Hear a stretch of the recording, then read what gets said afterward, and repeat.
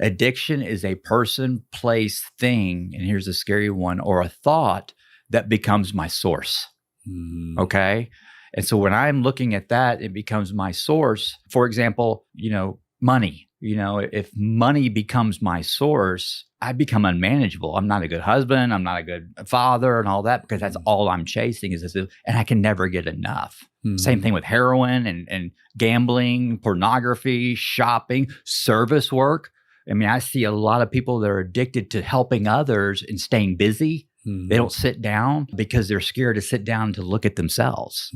I was that way, So that's what, the real thing of addiction is. So with that said, we're all addicts. Everybody's an addict. Shit's about to go down.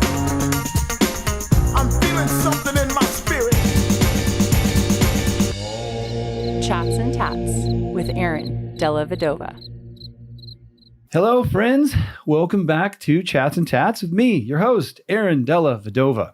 I think a lot of you that have been really closely following the show have noticed a theme, a few themes, really. Sometimes it's about creatives and artists, obviously, and other times there's some very, very powerful spiritual figures we've had on the show, and of course, some extreme athletes. But I think the fourth type of person I'm really, really drawn to is stories of recovery. And I don't mean that directly to addiction, although that will be a part of this episode. I mean just recovery from life. Life can be hard. It can be really hard. And some people take a beating more than others. And that beating they take, and I don't mean physical beating, I just mean life. Can knock you down. And not everyone gets straight up when they get knocked down. They go through some things. And some never get back up, but some do. And then not only do they get back up, they move on to help others get back up. I find that type of story to lift my own spirits up. I find it extremely interesting. I find it a story that the world needs to hear more of, because there's so many people out there who are in dark places, who are looking for hope, who are looking for a sign of light. And my guest today is all these things. So, this is a man who he went from building custom homes, successful guy, to being homeless, to drugs and alcohol, to eventually prison. And what happened to him in prison is quite magical and very profound. I'm not going to tell you that right now. I'm going to let him tell that story. And that led him on to the work he does today, which is also very profound and very uplifting. So with all of those things being said, please welcome my guest today, Michael Molthan.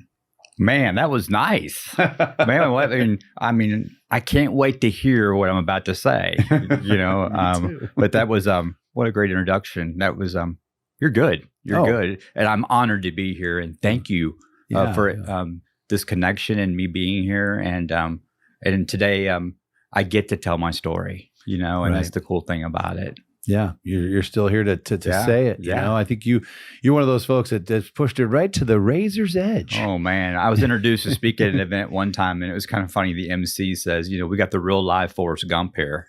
His stories are actually really true. So you have the accent. Yeah, that's right. So. Well, tell us a bit about that. I mean, I highlighted it a little bit.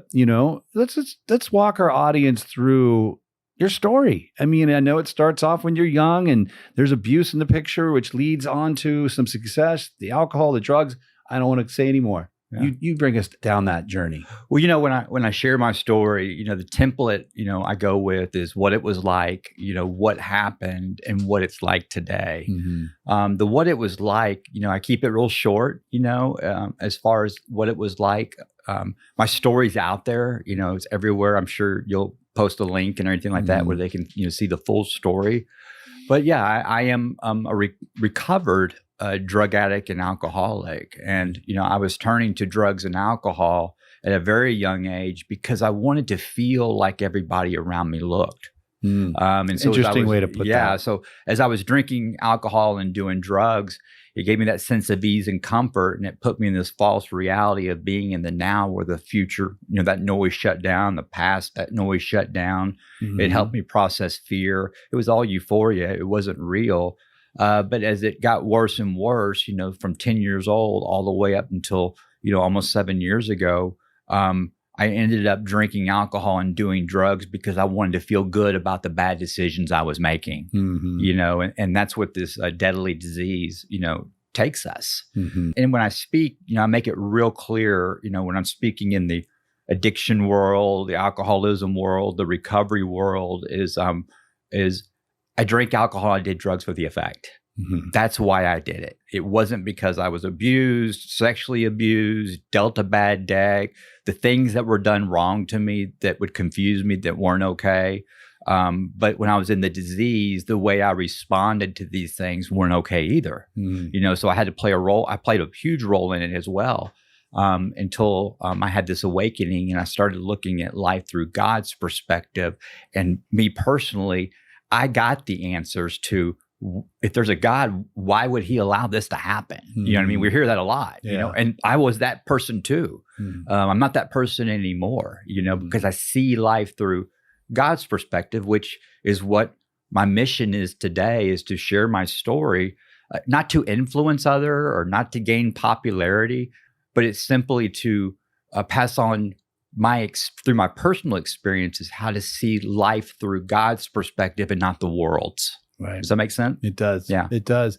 You know, and I will use the word universe a lot just because I'm probably more Eastern influenced in my spirituality. And you're using the word God, which is a more Christian, Western based word for the same thing, in my opinion. And the way you said that, I totally felt that, which is, it's so easy to point fingers. And why did life do this to me? And then suddenly that moment where you're like, well, actually, I was the one making those choices. I didn't have to do the drugs tonight. I didn't have to drink tonight. I did. And now I'm looking at the world. I'm pointing you know, as long as we're in that blame state, recovery is impossible. You know, that's taking responsibility for how you got in this predicament, you know? Yes. And, you know, the key moment, the awakening for me after my 27th mugshot, and I'll back up to my story as you asked, but was, you know, you hear the textbook, which is now cliche. If you have a problem with drugs and alcohol, reach out and ask for help. That's true. And that's accurate. Get honest, you know, admit that you're powerless over, you know, alcohol or drugs and that your life is completely unmanageable. I did that and I was still drinking and using. But for me, the true honesty and the awakening for me was when I said, I don't know. I don't know why I'm doing the things I'm doing. And that's where I invited the supernatural in, you know, to flex its muscle. Yeah, you got to create some space for it. Yeah. And the thing is, I had to be willing to go to any length to change, and it wasn't going to be my way. You know, my whole life I wanted to be my bougie way, and it was far from that. Well, and back to your story, just to highlight that a little bit, you're out there building homes, you're doing well, and you're using drugs now, and you got arrested 27 times. That's a heck of a. You're not a quitter. Yeah, right. No, I'm hard-headed.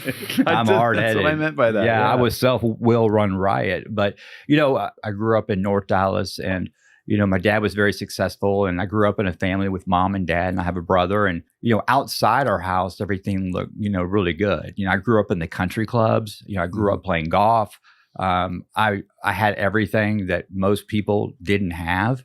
But one of the main things I did is I didn't not have a biblical upbringing. I didn't have a father, you know, in my life. He was there, but he was a workaholic. That's what he was taught to do. So discipline was physical. It was confusing. On top of that, being, you know, in the midst of being sexually abused by my grandfather at the time, and, you know, on my mom's side, and, you know, then my parents always talking so bad about him, how much they hated him, and then also, you know, saying that my mannerisms were like him, my handwriting was like him, and that, you know, I was going to grow up to be just like him. But little did they know what was really happening. Wow. So there was a lot of confusion there. Of course. I was totally different from my brother. And my brother was straight up L7, square, you know.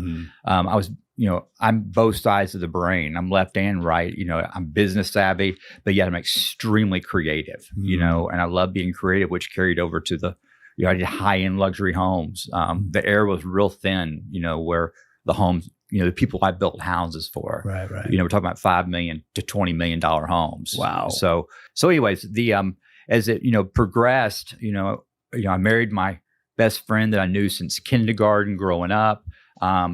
We had 2 kids, but prior to that, when I got out of high school, I went straight to the pro golf tour, the PGA tour, growing up playing golf, and I was a good golfer. And, the men that raised me were the men in the locker room of the country club. Mm-hmm. So the way that they talked and what they did and all that stuff, they taught me how to gamble. They taught me how to do business, real estate deals. At a very young age, I'm riding around and hanging out with very successful people who were, twice my age, and they loved me because they thought I was that age too, the way I carried myself. Mm-hmm. But they were also teaching me how to die, and I copied their solutions to worldly problems. Mm. And they were in fear, but they didn't talk about it or show it. They were reaching out for visible things to fix their invisible problems too. Mm-hmm. So I carried these tools on, and then all the way up until, my wife at the time, life was going really good. And at the time she had a major brain hemorrhage in 2009. And that's when my life changed forever. And families fighting and money involved and, just a bunch of stuff that was confusion. And I didn't know how to handle, these feelings. And so people saying things about me that weren't true, the gossip and all this stuff. And the way I handled the situation started it making look like what they were saying might be true, Right. Backing up prior to that, when I was on the pro golf tour, I met a lady and on the tour and got her pregnant.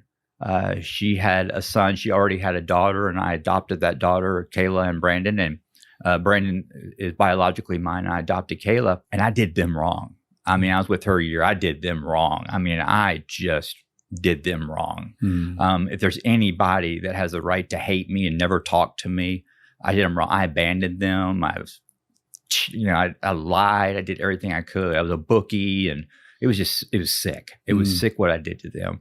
And I abandoned them for a long time. And then when I got off the pro golf tour, I married, my best friend growing up with, and something happened. We had our first child, and I just knew something was out there bigger than me, but I was, completely agnostic. I mean, nothing about religion or anything like that. But I wanted to be a good dad because I didn't want to do what I did before. Mm. And I really put my life into that in business and became very successful from a worldly standard of home building. And then, as a father, but little did I know in 2009, the detour that I'd be placed on, and then 27 mugshots. Was homeless, living in a stolen suburban 300 miles away on the run. I'll never forget this, Aaron. When I got my very first arrest in mugshot, it really affected me. I got arrested. I'm taken down to the jail. All the cackling and people talking and the guards. In Dallas, the jail is 6,700 people population. Ooh. And when they took me down there, my first arrest was a 2nd-degree felony. I had a lot of cocaine on me. I was under the influence. And they took me in there and I got my first mugshot. And when I got that mugshot, and I didn't know how to bond out or anything like that, and they bonded me out. And right before I got bonded out, I said, I'm never doing this again. This is it. This is my rock bottom. And I meant it. I meant it with every ounce of blood in my body. And I get back to my place and I said, you know what? I'm feeling a little anxious. I just need a drink to taper off. I'm just going to, just taper off this process. And that mugshot really bothered me. And, people were, using it against me and stuff like that. And that's how I learned SEO. But I meant it. I was never going to drink or use again. And 26 mugshots later, I had this awakening that like no other. Yeah, it's easy for it to creep back in. Obviously, I mean, now there's added stress. You have been arrested, and you have this reputation. Yeah. I mean, hell, you were on the PGA tour. I mean, we're not talking about some, what for the best golfer in the world. Really? Yeah, the best golfer in the world. So I mean, you were on the way to the top. Oh yeah. Oh, so I was at 21 years old making 6 figures a year, flying private. I was the bookie on the PGA tour, and wow, I was ripping and running. Well, I guess my point is you're already a person with a giant spotlight on you. Yeah. And so getting arrested, that spotlight is, if you're just some guy that works over at some little place and nobody knows his name, and you can kind of get arrested and no one will probably really hear about it too much. But when you got arrested, it was boom, first page I was, news.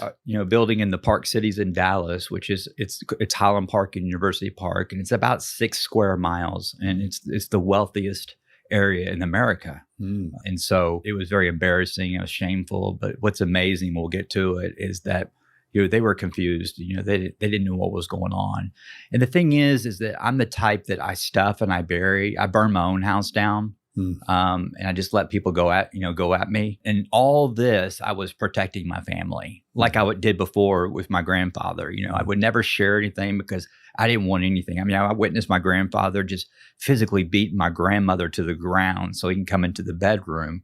And I wanted to make sure he knew I was awake so he wouldn't mess with my brother, And so, and then, on that 27th, arrest, I knew it was over. I mean, Judge Bennett is now one of my closest friends, and I always say she's my professional photographer. And so when I was arrested the 27th time on May 29th, 2017, I knew it was over. And, going down there and, before I saw her, that's when I said to myself, and of course, not to God or anything like that, I said to myself, I said, I don't know why I'm doing the things I'm doing. I'm done, And what was amazing is that when I kept getting arrested, when you get arrested, they diagnose you. And one of the awakenings I had the last time I got arrested is that you fill out a card, and you put your address in there, and you put emergency contact number. And I literally couldn't put anything down. I had no address. I had no emergency contact person, and I didn't even have a phone number. So that was like a moment you're like, I don't even have anyone people can call anymore because everyone had stamped it. They stamped it indigent. They went indigent. And so that right there, I'm like, now I'm becoming one of these guys. I mean, they knew my name when I was coming in. And in fact, my prison name was Rabbit. Everybody called me Rabbit, because I was so hyper. I mean, I just couldn't pull it together. And, when I was, locked up, I'm white and proper. So when I would go into the tank, I'm the only white guy in there. Proper, so they thought I was either a cop or gay, you know what I mean? And so, and I was neither of them. And so I was, very quiet. But this last time when they diagnosed, they always put me in the assault tank. They diagnose you. They put the chomos in one tank, the child molesters. They put, the homosexuals in one, and they put, the low grade, the misdemeanor, all that. But they kept putting me into the assault tank. So in Dallas, it was this tank called North Towers, the 4th floor, and they call it the Jungle. And it's rock and roll. And so, I was in there every time they put me in there. So I'd be in a 2-man cell, locked down for 18 to 20 hours a day. And when we get out, I would just pace and pace and pace. I just pace. And this last arrest, I was on the top bunk, and then the open bunk opened up, and I couldn't wait to get to the bottom bunk. Here I am coming from a 10,000 square foot home, and I'm excited to get the bottom bunk because the top bunk blocks the lighting, and you get about 2 more inches of room on the bed, Okay. And so this old man comes in, and he's like 75 years old, and he's back on a bench warrant, and he's doing life for murder, and he's got polio. And so I got to give him the bottom bunk. You know what I mean? I'll get chewed off the bone. So I give him the bottom bunk, and his name is Ooey. And prior to that, a guy that was in the tank, just gave me a book, and it was this white book with a boring cover. It was called Detours by Dr. Tony Evans. I just threw him my deal. I didn't want to read anything. And we're locked up, and Ooey says, what's that book? When I read the cover to him, he says, oh, Dr. Tony Evans. I love me some Dr. Tony Evans. And he says, will you read to me?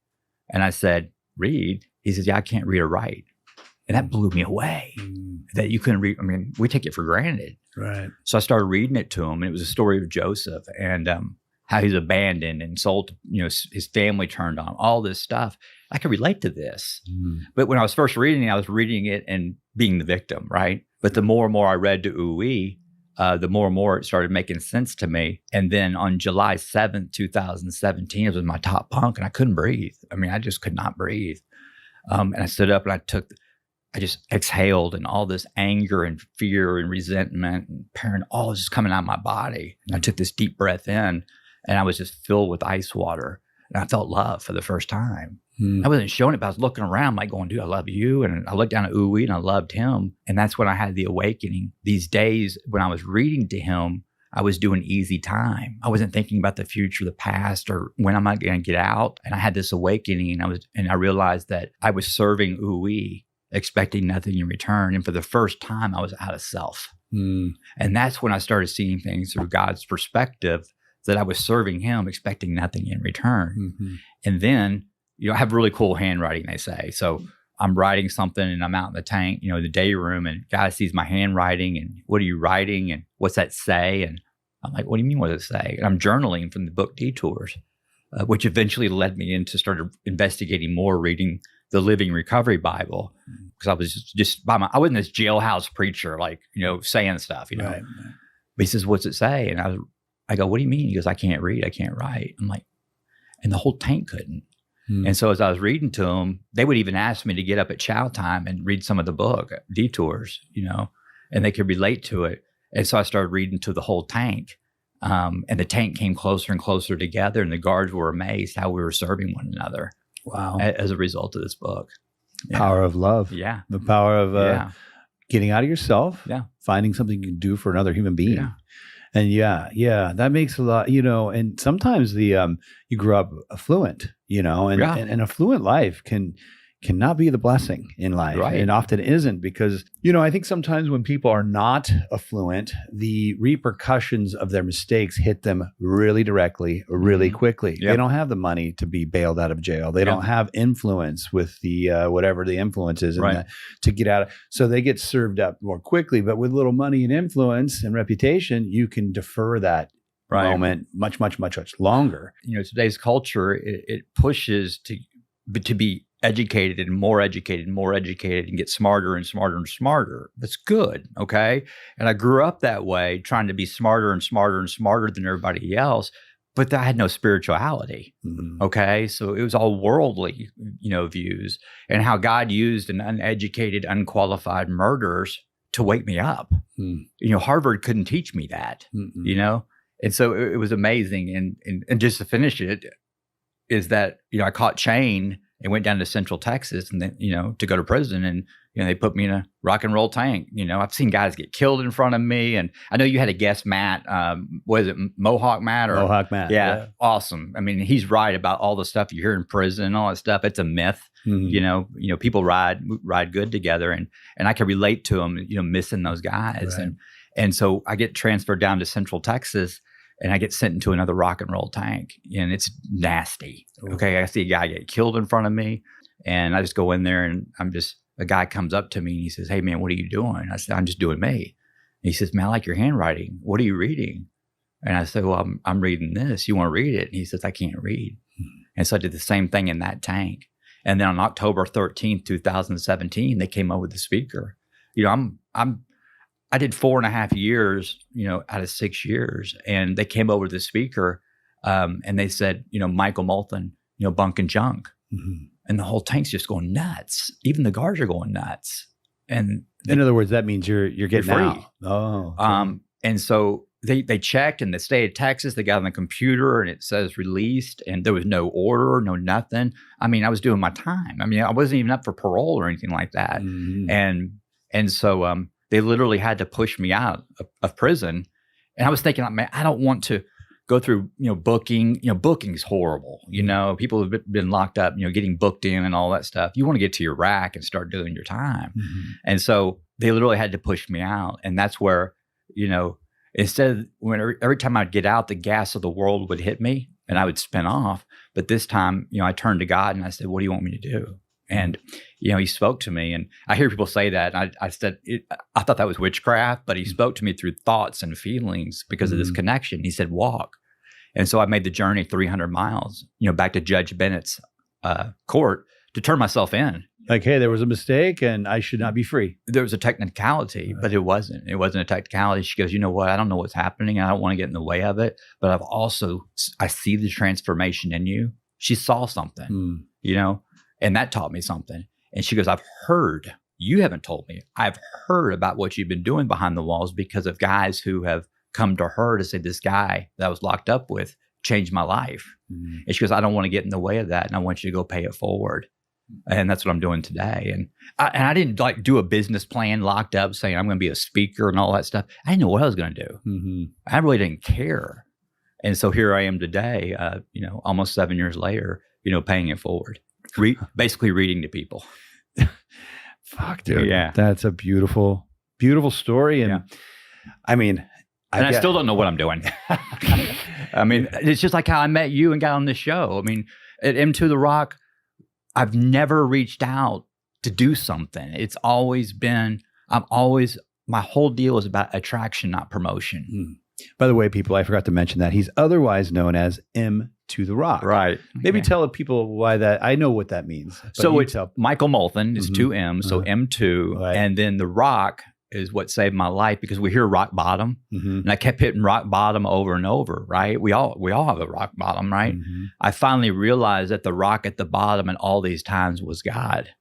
So I decided to stay at the bottom and let men in recovery and godly men pull me out, because every time I hit rock bottom, my character defects, is what got me to rock bottom. It wasn't drinking and drugging. It was my character defects. And when I said I don't know why I'm doing the things I'm doing, I use their solution to get out, because I'd use those same character defects to get out of rock bottom. I'm gonna show you. I mean, I'd even the Rocky music playing, dun dun dun dun dun, dun and doing all that. And it's a cycle. They used to say, Michael, we see it coming. It's a cycle. It's a cycle. But today, I recognize the behaviors and I have tools. Yeah. Yeah. Well, I'm 52 years old and I've got my own. You look good. Oh, thank you. Thank you. My wife owns a med spa. I may have Botox. I may have some Botox on my forehead. But they didn't offer that in prison, by the way. They don't have a little clinic for that stuff. But no, I just, and I am a tattoo artist and I've worked in the industry for 30 years, and, the tattoo industry is very, very professional and clean now. But, in my early years, I rolled around with a lot of rough people that were doing a lot of things you're talking about. I myself stayed on the outskirts for the most part. There were some situations I had to take part in, because if you didn't, you were kicked out of the club, and I couldn't get kicked out of the club because I wanted to be a tattooer. Right. Nothing crazy, but just, running around with these guys and helping them score drugs or whatever the crazy shit of the day was. Yeah. But I've been around a lot of that in my early years, and I've seen the story you're describing happen so many times. I'm a spiritual man as well. You use the word God, I use the word universe. I am 100% convinced through things I've seen and been through that there is a creator out there. There is somebody who loves us, something that loves us, who's something that if you turn to it, it will provide pathways for you where you might need to be. Right. But you really have to open yourself to it. Right. And it just sits and it waits. Right. And you can sit there and try, like you were saying, like use those tools that you thought you were gonna fix everything with these tools, and you would use your tools and it would get broken again. Right. And broken. You're like, okay, these tools are not working. Right. So I'm just gonna kind of open myself and see what happens. And what happened is your true destiny, I would call it. Yeah. Which is what that book was about, detours, finding your destiny. How funny. It all started there too. Yeah. I just find it highly coincidental that you end up with that book, that you end up with that celly, that you end up in that particular situation that through thousands of micro events leads you to the person you are today that's helping hundreds of thousands of people. Yeah. That to me, if you want to call it God, that is God. That is what it's doing for all of us all the time. Yeah. So just, all of those people listening right now, sometimes what's needed in your life isn't doing something. We're doers, humans, right? Right. If there's a problem, we want to physically move and fix. But sometimes what needs to be done is just to be quiet. Right. And wait and listen to the voice. And I like how you put the voice too, because I think sometimes in the Christian community, you hear people say, God spoke to me. And maybe for some people, God literally, it's like a big booming voice from a puffy white cloud and he speaks to you. Maybe that does happen. I don't know. I'm not in their heads. Maybe if you're on acid. Yeah, maybe. But I do think the universe speaks to us, but it doesn't use English. It uses intuition. It uses feelings. Mhm. It uses, and if you get quiet enough, you'll hear that stuff. Right. Like, I am feeling the need to do this. Right. I'm feeling like I shouldn't be here. I should be over there. Right. And I think that is opening yourself up to the power of God or the universe. And your story just highlights it so perfectly. I just wanted to kind of restate that. That's very beautiful, very cool. I can relate to that, and I don't go around and like start off a conversation, hey, listen, I'm a Christian. I am a follower and believer of Jesus Christ. When someone does that to me to start a conversation as far as an icebreaker, my walls go up because I want to show it and people feel it. Because I do remember growing up that I would see men, even when I was on the pro golf tour, there were some players at the time like Bernhard Langer and Larry Mize and Larry Nelson. And these guys, when they walk onto the golf course, Tom Landry, the great coach of the Dallas Cowboys, these guys never proclaimed to be Christians. They were deep faith-based Christians, but they never said that. It was just their presence. It's just something like, you feel that when someone walks in a room, you just feel that aura about is something special. Yeah. And we also feel it the other way. It's like, no, this person's dark. I'm not feeling it. 100%. That's what I do is I want to show the world who Christ is. I want to show the world who God is just by my actions and what I say. Because I'm great at doing that because I showed the world who I was as a result of drugs and alcohol because it showed externally, right? And today I seek the invisible for external problems, and it shows, visibly. That's recovery. Yeah. Well, does that make sense? It does. Walking the walk, right? Yeah. We've dumbed down the deity of God's easy to say, but we've dumbed down. I dumbed down the deity of the gospel. Where it makes it easier to say God and all that stuff. And that's what works for me because I didn't understand it. And, when I understand it, when it comes to church and religion, I'm agnostic. For me personally, when it comes to the word of God, I'm all in. And so I want to show it. Yeah, I want to show it. And people feel that. People will. Because I'm a punk, you know what I mean? Because I sin, my thoughts are sin, And so these church words that we hear, I like to deliver this message to so people better understand it. Yeah, and I grew up Catholic, not super serious, but when I was young, my grandparents, we went to church on Sundays, and after church, I went to some Sunday Bible studies, and there was just a lot of very hypocritical people involved in that group, and it just ruined it. I mean, I was basically an atheist my whole life because I'm like, well, wait a minute, you guys are all here talking about all these nice things, but then I saw you last night, shit-faced drunk, telling your wife to fuck off. Right. So, okay, this doesn't seem like the place this isn't the group I want to be a part of. And then it took me many years, and my discovery of spirit happened much more through some use of psychedelics, but a lot of reading of Taoism and Buddhism. And in various experiences, I got to touch and feel that source, and it guides me to this day. Right. But that might be part of the journey. There's stories about being you kind of cast out of the kingdom and finding your way back. Right. Right. You almost have to be kicked out of it and not believe in it, and then find your path back to it. Because once you do that, it's real to you. Right. Because just to tell somebody, I believe in A, B, and C. Why do you believe that? Well, because I went to this place and they told me to believe it, and I believe it. Right. I mean, if that works for you, I'm not wired like that. I can't take anything. I have to do it myself. Right. I have to feel it myself. Otherwise, I'm like, I don't know. And I think you probably must be on some level in your soul somewhere. You're the same type of guy. No one could have told you God was real and this is the way. You had to go through this long circle of trial and tribulation for that to be a real experience for yourself. Right. And because it was such a real experience, you're 100% firm in your belief of the power of the universe, the power of God. Right. Well, I like what you just shared there is here's a church word, to be a witness. We hear this, be a witness for Christ and be a witness for, I'm like, what are you talking about? You know what I mean? And I understand today what that is that the true witness is that when I do slip and fail, and I'm not showing, where a hypocrite has the opportunity to jump on it. That's what I use my platform for, is what you just said is, hey, man, I got off the beam today, and this is what I learned from it. And then I realized the reason why I was acting this way, because I was in fear. So I was trying to play God. And guess what God will do? He'll let me play God. And for everything to get completely out of control, for me to hit my knees, to turn to him, to realize I had no control in the first place, you know?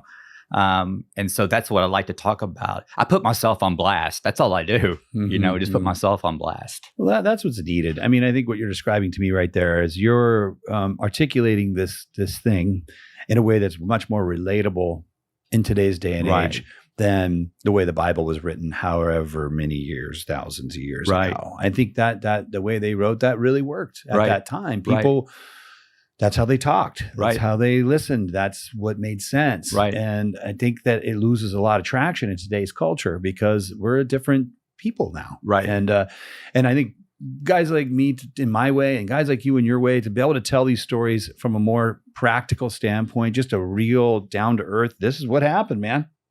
You know, this is me when I thought I could control my life. This is my results.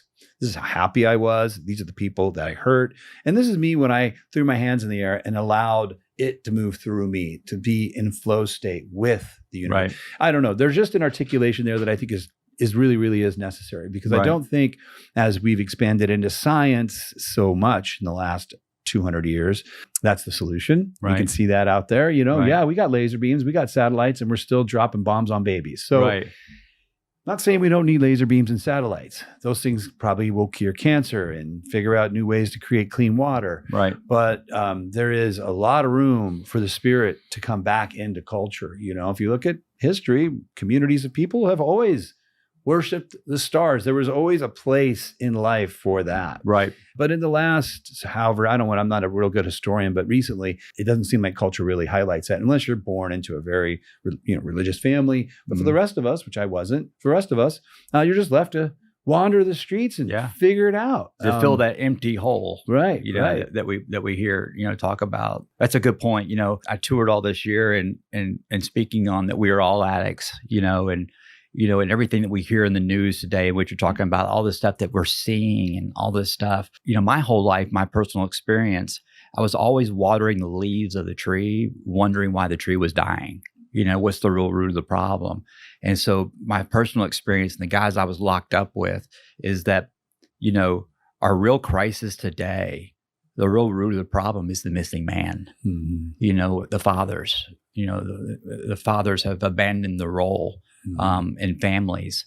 And what's happening is that, we have, single moms trying to do a job of a man, and they're not engineered that way. And that's where it just snowballs into our culture today.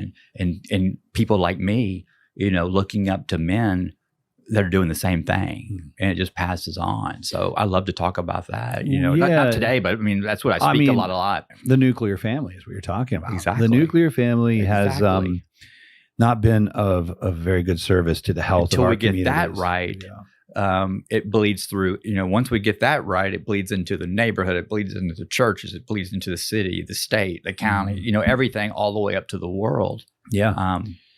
How do we? And you're getting into some deep water with that one, because we can't put this ride in reverse, because I think humans did function relatively well 5,000 years ago when you had a little group of 120 people living in 10,000 acres, and everybody knew each other, and there was a role. There was the medicine man.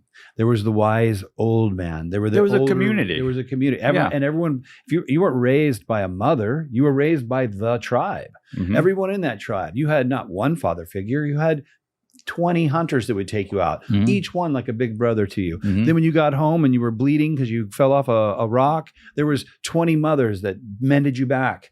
And then when you felt confused or lost, there was 4 or 5 medicine men that would take you on a spirit journey for 3 days. And so these small groups of hunter-gatherers healed. It was a very symbiotic system, and it worked very well. Just like when you watch nature, when you watch a pack of elk or you watch a pack of wolves, you don't see them. They don't seem very confused. Everyone's doing exactly what they're supposed to do. we, for whatever reason, humans are born with this crazy curiosity to build and create and expand. And I have a feeling, well, I don't believe the universe makes mistakes. So I know it's for a reason. I don't ultimately know what it is. So we're in this very difficult phase. We have left the thing that worked and we're moving towards something, I think, fantastic, but we're in the middle right now. Yeah. And it is a difficult spot to be because well, what it is, and based off my personal experience, what I did, I want more, Yeah. And so once again, I was always seeking, visible things to fix my invisible problems. If you break it down to addiction, what is addiction? And that's a good question. Yeah. Tell me that. What is addiction? So addiction, the go-to is drugs and alcohol. That's the stigma that's out there. And why is that? Is because, our behaviors are so severe. The consequences are so severe, to all the drug addicts and alcoholics watching this and listening to it, in recovery is not about getting good. It's about getting well, and also the redemption stories are so powerful, right? But addiction is it's the street name for spiritual stronghold, false idols. Let me even break it down more. Addiction is a person, place, thing, and here's the scary one, or a thought that becomes my source. Okay? And so when I'm looking at that, it becomes my source. For example, money. If money becomes my source, I become unmanageable. I'm not a good husband. I'm not a good father and all that because that's all I'm chasing is this, and I can never get enough. Same thing with heroin and gambling, pornography, shopping, service work. I mean, I see a lot of people that are addicted to helping others and staying busy. They don't sit down because they're scared to sit down to look at themselves. I was that way, So that's what, the real thing of addiction is. So with that said, we're all addicts. Everybody's an addict. And what is a solution? And the solution is to have the invisible that is our go-to. That's our source, and that's where I really started, growing in my faith. I'm not theologically sound. I know I just can't sit here and go, that's a good point. Well, scripture says, I'm not there yet. And when I get there, it's in my head. I said, well, scripture says this. How can I deliver it to them where it doesn't sound so Christianese? You know what I mean? Right. Christianese. Yeah, Christianese. Because the worst witnesses out there right now, for the Christian community are the Christians. Because they're right and we're wrong. Yeah. And that's not the way it's supposed to be. But that's what addiction is. Yeah, that's a good way to put that. That's a very good way to put that. And I was lucky enough. I didn't realize how lucky I was. Looking back, I realized how lucky I was. My parents divorced when I was probably in the 6th grade or something. And my dad, he was definitely a workaholic back then. Good father. I mean, he never did any or abused us. He just worked, man. That to him, that was love. Like, I'm going to be a good dad. I'm going to provide, Yeah. And so dad's not around a lot. He work. And now they're divorced. And he, I think through the divorce, had some intimate moments with himself, really looking at what had brought him to the place of ending up divorced and this problem he's currently in. Yeah. And so he ended up going, oddly enough, to this seminar called PSI seminars, People Synergistically Involved. I mean, I was in the 6th grade, so I don't even know what we're talking here, 45 years ago. It's kind of a self-help group. Yeah. Or not self-help, but I don't know, these groups that teach you to manifest and all this stuff, and this was early times before The Secret was written and all this books on manifestation. Yeah. So the fact he even found something like that's like a miracle because there wasn't much of that around. So he goes off for a week or two, comes home, and I, as soon as he walks in the door, I'm just like you talked about earlier, I could feel, I'm like, who is this man? Right. This is not my father. Yeah. And he knelt down to me and my brother and, said, look, I've realized that my way I've been treating you guys, the way I've been has been wrong, and I will never treat you guys that way again. And then he got to the point where he's like, I want you. I was older. My brother was too young at the time. He's like, Aaron, I want you to go to this seminar. And long story short, in that seminar, they basically described to me, I was in like the 6th or 7th grade, that the human is built of 4 sides. There's your health. It's a square. Health, Wealth, which is how you make your money. Health is your human health. Relationships, that's what quality relationships do you have with your wife, your kids, your neighbors. And the last one was spirituality. And the model they were building is you want to keep that a square. Because if your spirituality is nothing, it's not a square anymore. It's some kind of like weird triangle shaped thing. And I just took it like, oh, interesting, but it planted a seed in me. It stuck. Yeah. And I always checked in with that, in times of trouble sometimes it was my health. Yeah. Maybe I'm working so much that I've put on weight. I've got a headache in the morning and I don't feel good. Okay. Need to get the health bar built back up. Or I'm doing this and I'm doing that. I'm not spending time with my wife and we've been bickering a lot. There's the relationship part. I need to build that and so on and so forth. But I always would check in with that spiritual part. And for me, again, it was a lot of purposeful hallucinogenics, meditation, and a reading of Buddhism. But I'm very lucky to have been taught that at a young age, because if someone hadn't said that to me, I would have never thought that was part of being a successful human. Yeah. The ones that are obvious is you want to be buff and strong and health.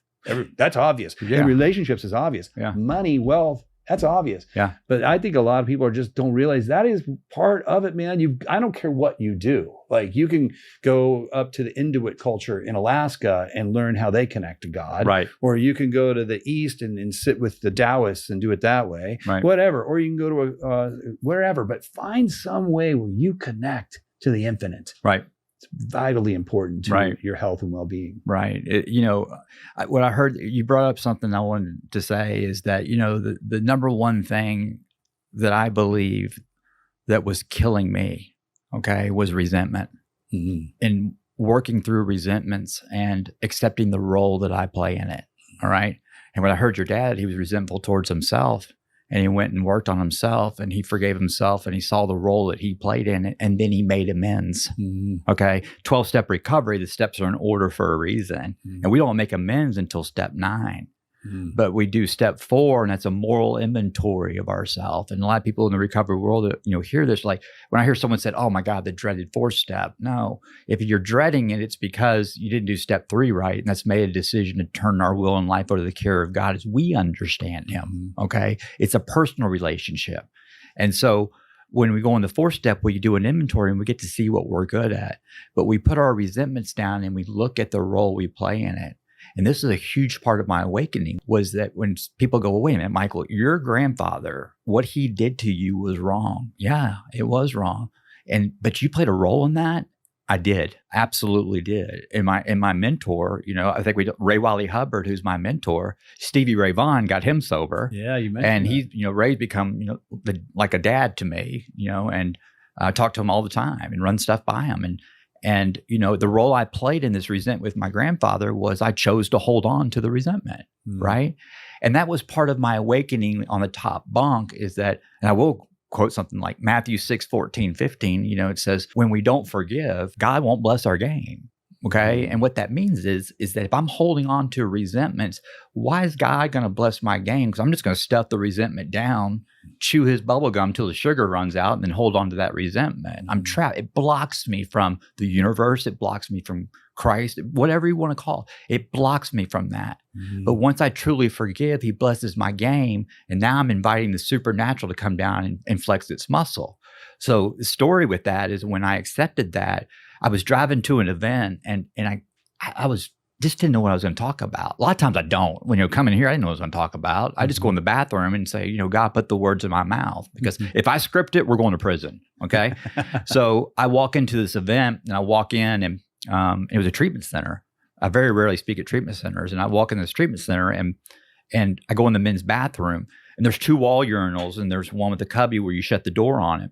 Well, there's a guy standing up in a wall urinal here. This one's available and someone's in there.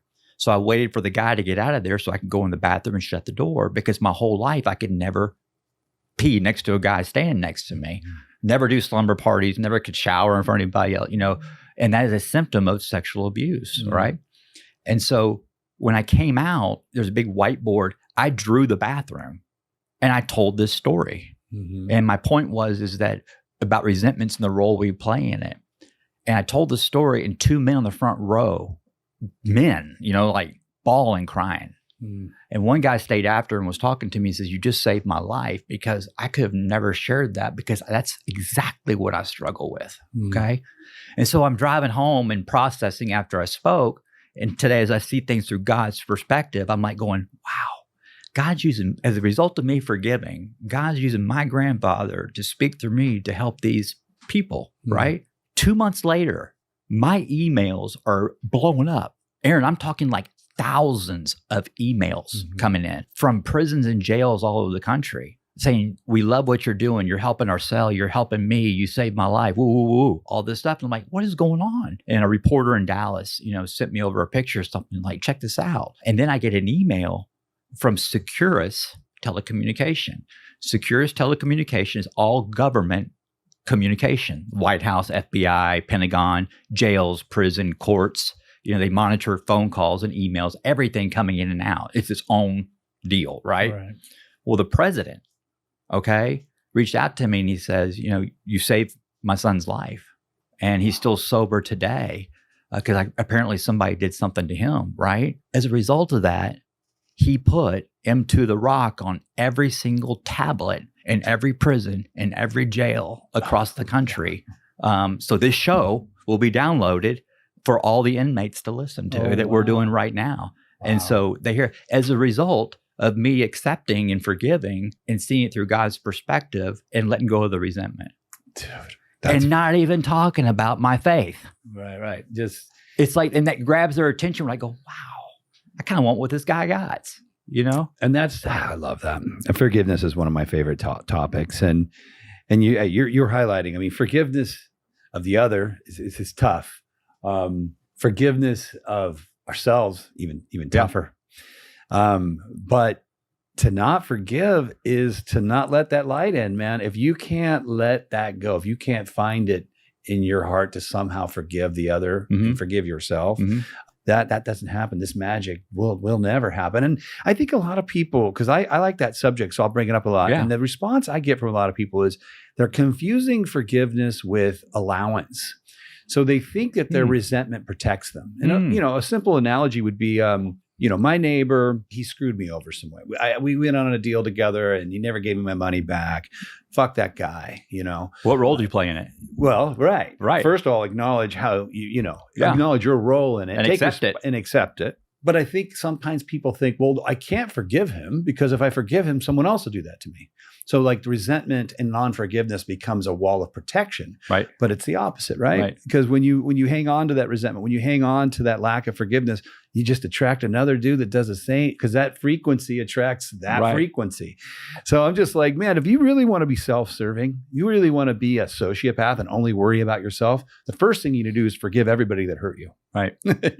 That's the most selfish act you can do. Well, and the main thing is that you said is to simplify it. Like you said, if I loan someone $5, and they don't pay me back and I have a resentment towards them, well, the role I got to look at if I have a resentment, it means I played a role in it. And I have to look at my role first, and I accept my role, because true forgiveness has no resentments, right? Let me challenge you a little bit. Okay. So I'm just going to create a scenario. Okay. A 4-year-old child is playing at his house and his crack addicted mother's boyfriend starts the curtains on fire, which burns half of his body and creates a very big challenge for him most of his life. What role did he play in that? So the role that he play in it, well, it depends on if the kid is growing up very resentful at life and he knows the story and he's resentful at this guy and his whole life is affected and everything that goes wrong, if someone cuts him off at this, stoplight, he blames it on this, this guy who, burned him, right? The role that he plays in it is the same as mine. Is we choose to hold on to the resentment, okay? And when we forgive and let that go, and we see it through a different perspective, like the situation with my grandfather, we're like, wow, okay? Because when he lets it go, that's when we are giving God permission to perform mercy and grace. We're giving him permission to do that. And that's when he flexes his muscle and he turns that burn victim into a testimony, not on whatever platform God wants to put them, but you've come at this at a different perspective than I'm used to hearing it. I agree. So the role Because really what happened to that child is the child did, in the actual incident that occurred, nothing wrong. He was just there at the wrong place at the wrong time. But the years of resentment that the child holds on to over an event that's over and done is the role that the child, now grown man, is still playing in that. That is the, I see that. You see what I'm saying? Yeah, I do. So it's, that's why the $5 example is so easy. Mm-hmm. You know, I'm not resentful towards you. Dude, I gave it to you. Mm-hmm. That's easy. Why? You know, but when it gets bigger and we start classifying it, but they do grow. And the thing is resentments. It's kind of like I was talking to someone and helping them out. And I said, you know, make a resentment list. And they said, man, I don't have any resentments. I go, wow, okay. Well, give me a list of people who owe you an apology. He goes, okay. So he made this long list. I said, well, you just wrote your resentment list, right? Gotcha. So no one owes me an apology. To this day, I have no resentments. You know, morbid reflection is very dangerous to everyone. You know, we talk about it's when we're laying in bed at night, plotting and scheming how we're going to get even with these people. And what that is, Aaron, that is the Satan, the disease, evil, dark side, whatever you want to call it. That's that entity at work. Doing that. And we end up, we don't go to sleep and we're exhausted. And the person we have morbid reflection on, they slept just fine. Yeah. You know what I mean? Yeah. You're not hurting the person that you want to get even with. You're just hurting yourself, which is sort of like counterintuitive to what the thing you're trying to do, you know? Yeah. So true acceptance has no resentments. I think that's just the overarching theme here is acceptance. Yeah. I mean, that's just it, right? Yeah. I mean, you can sit there and spin around in your head about everything that ever happened to you, should or shouldn't have happened, what not, everything you said, should or shouldn't said. At some point, and everyone has these lists. How long is it going to take before you just take that deep breath and say to the universe, fuck it? By the way, that's why I tattooed fuck it right there on my hands. Fuck it. To me, the statement fuck it is that moment of acceptance. Yeah. You know, that's what fuck it means to me. Yeah. It's that moment of like, fuck it. I can't carry this weight. I don't care anymore. It doesn't matter. All that matters is I accept that this universe doesn't make mistakes, and whatever happened was for a reason, and I'm here today, and onward you go. And acceptance, forgiveness and resentments wash away in that moment automatically. Yeah. So, I mean, what you said there is that, you know, for me, when the pain got bad enough, okay, right. for me to realize, okay, that, and it was in prison, okay, that everything was wiped out of my life, my kids, my family. You know, I don't have a relationship with anybody with the last name Molthan, you know. I've accepted that. I get to show him who I am today. I don't ever say, you know, I'm not that man anymore. I've never said that. I show it. But when the pain got bad enough for me, after that 27th mugshot, I finally realized that God, okay, was all I had. Okay. God was all I needed because he was all I had.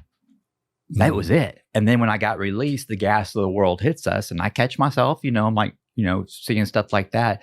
But I'm reminded every single day, May 29th, 2017, and the awakening is that's what I realized, that he was all I needed because he was all I had. Sometimes some people need a little more heat to find that place than others. You know, hey, listen, God will let us have all the control we want, for everything to get completely out of control, for me to hit my knees, to turn to him, to say, I realize I didn't have control in the first place. You know, and I'm not, prayer is very, very special to me, right? But I'm not a hit my knees and all this stuff. I'm just in constant communication, and I'm not a King James Version prayers. You know, I talk to God just like I talk to you. Say, God, man, I need help on this. I mean, I don't know. Explain this to me, because it's a personal relationship. He's my father. Yeah, you know. I do the same. I do the same thing. I get down, and that's what he wants. Get down with me. Get all these big words out of your mouth. You're not being honest with God is good all the time. You know, thank you for this food. He didn't hear that. Yeah, he wants you to be real. Real. Yeah, dude, I'm tripping. You know, please make it clear. And the way God speaks to me is through people, you know, through people. And God will use ungodly people to do his work too. Send you a little adjutant or something to... Well, good stuff too. Yeah, you know? Both of them, yeah. If I'm listening. Yeah. You know, I finally took the cotton out of my ears and put it in my mouth. I love it, dude. I love it. I love it. And I relate so much to all the things you're saying here today. And I relate to what you're saying. Yeah, I think, well, we're saying the same thing. I did. Yeah. I guess this question doesn't seem as relevant anymore because you're not a King James Bible Christian, which I was not hoping. I was like, if he is, I'm really going to try to tangle up with him on the afterlife because, come on. I believe that the universe, the thing, God, universe, it's there and we all go. I don't even want to say where we go, but we all go somewhere better, something, it's all going to work out. The Buddhists will tell you that you reincarnate over and over and over again, working out, teasing out these issues and growing. And at some point, you no longer reincarnate into physical form, but the work continues in more of a spirit realm, right? And on it goes. And it happens to be the model I subscribe to. One, my early exposure. Two, things I saw when I did DMT, and I felt like there was entities that confirmed that. And so then I kind of felt like, well, the Christians might have it wrong, but then over time I was like, no, that model works too. And ultimately, I think people are saying the same thing. It's just that the Christian model always bothered me because it's the idea of one life. But I struggle with that because you see some people who just get dealt the shittiest hand, and I'm just like, well, that doesn't seem very fair. If we all come here once, here's me, born in America, I got all these opportunities around me and I like to feel like I'm so successful. But the reality is I was just placed in a very easy realm where if I just tried a little and worked hard, success just came. Then I look at some guy maybe in a foreign country there's no resources, there's no healthcare, there's nothing. And I'm no smarter than him or her. I'm no better than him and her. I just happen to be put here and they were put there. And so then the Christian model, I'm just like, that doesn't seem fair. But then the Buddhist model, I'm like, well, that could, they would say that's karma. That person is burning off karma from a previous life. And in order to do that, he or she was born in a community without clean water and healthcare, and so that always made a little more sense to me. But what do you have to say in reference to that as a kind of Christian? I mean, do you see the other? Like, I just basically in the end believe there are hundreds, thousands, I don't even know, paths to God. Buddhism being one, right. Christianity being another.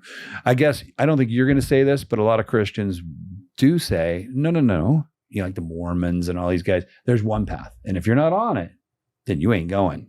You're not going to wherever we go. Right. And that always bothered me. It seemed like that's not very fair. I don't think you're one of those people, but I'd like to hear how you would speak towards that. Well, this is what I believe. I believe that there is a God, okay? And he sent his son to earth through the Virgin Mary. And the reason why he did that is because he didn't want the DNA of Adam in Jesus, so he could come to earth as human and God. So he could say, what's going on down here? Y'all ain't listening to me. I got to feel what y'all feel, okay? And I believe that the only way is by accepting Jesus Christ as your personal savior, to get to the afterlife. I truly believe that.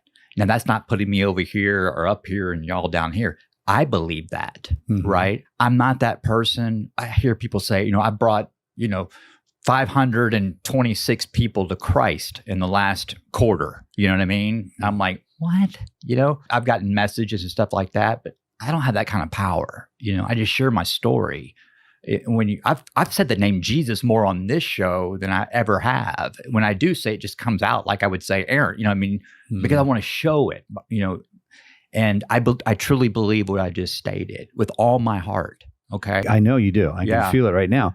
But so if you believe that, then what do you believe is going to happen to the Buddhist when he dies? A man who sat in prayer, in meditation to God his whole life, but he's not Christian. He doesn't accept Jesus as his savior. He or she is not going to experience heaven.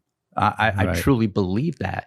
But that comes. Isn't that unfair though? Like if he was never even exposed to it, some people never even get exposed to Christianity. Well, the Bible says that, the rapture won't occur until everyone has had a shot at the gospel. Okay. And so, because that wouldn't be a loving God. Right. Because that wouldn't be fair. That wouldn't line up with the word. you know, so it wouldn't add up. So everybody's going to get a shot at it. So that guy, if he never had exposure to, he will get exposure. So he comes back again. So you just how does he get exposure? If he died before the exposure occurred, when they die, they've had exposure, some way or some form or fashion. They've had that exposure. Okay, yeah. All right, yeah. Well, I mean, and hey, look, I sound like I'm judging you right now. No. Listen. Let me stop you. No, you're not. Okay. No, you're not. I mean, you're just asking questions. Yeah, these are things I struggle with in my own mind. Growing up Catholic, this is a great conversation. This is a healthy conversation to have because there's a lot of conversations that I see that it makes me tense. It's like, golly, you're putting such a bad example of Christianity out there. Mm-hmm. You know what I mean? And it's scary. There's this movement out there called the prosperity gospel. You know, you give the church money and he'll give you money. Listen, God doesn't need me. I need him, you know? But this is healthy conversation. What about the people before Jesus came back? Nobody even had the opportunity for exposure. Before he comes back? Before Jesus came to earth, the people who lived before that never had a chance for exposure. Okay, so this is another show. I mean, it's deeper. Once again, I am really studying more theological. So when we die, we're dead. I mean, we're there. Our soul leaves, okay? Right. And when the rapture happens, heaven opens up. You know, that's when it all happens. I may get that a little wrong, but the I'm learning. Great questions. I had that question too in the Old Testament days. Yeah, but they're there. And then you can get into angels. I mean, you have an angel. You're assigned an angel. And you know, you say a prayer and that prayer is, you know, up there, you know, to do that. And what it is you have to understand that's controlling, but I had to understand. I understand what a personal relationship is with Christ. Okay. It's not, there's a lot of people's Jesus I don't want. I don't want their Jesus, you know, but mine is a personal relationship. Just like if do you have kids? Yeah. Okay. So you treat each kid differently because you see in their thresholds. Okay. You can overcoach this one and he'll take it. And you can, if you did the same coaching to that one, they wouldn't take it, right? You'd lose them, right? So as you learn how to coach them because of their thresholds, you have a personal relationship with each one of your kids. Yeah. Same thing. Right. You know, it's the same thing. Yeah, I know. I'm getting a little bit schematical here and everything. You're a thinker, and I was that too. Yeah. And what happens is that spirit, mind, and body, that when I'm operating off the spirit, then it controls my mind, which expresses in the body, right? If that's out of order, I'm thinking too much. I'm being too analytical.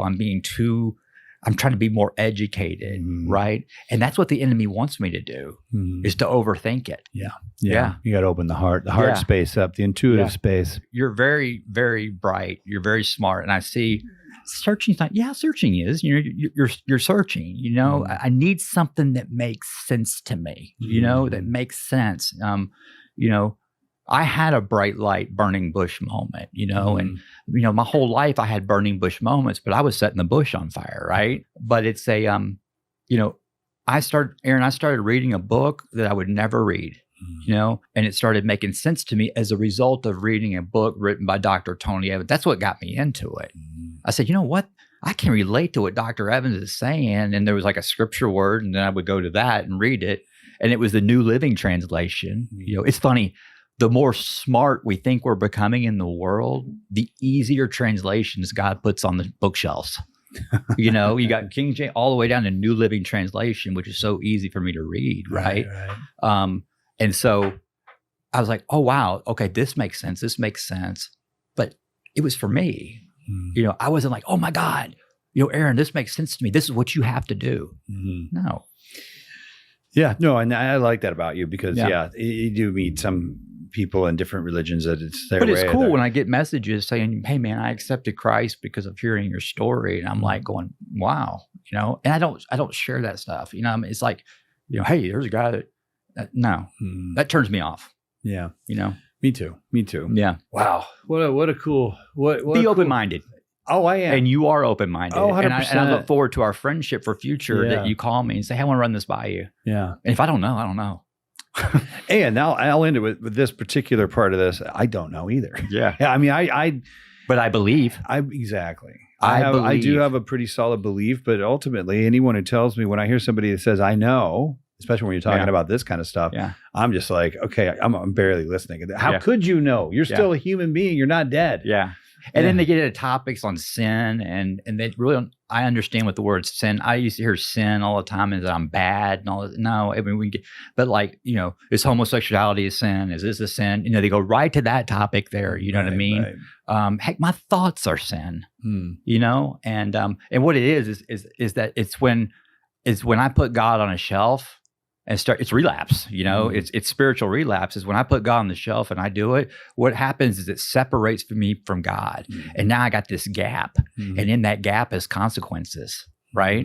But the sooner that I repent, church word, okay, get honest, accept my role, turn away from, that gap closes up. And so that's a whole other topic. Well, I think a relationship with the universe is experiential. Yeah. It's not words. Yeah. It's not, teasing out everything and being like a scientist. And if I were to understand this information better than somebody else, I am more connected to God. I am more connected to the universe.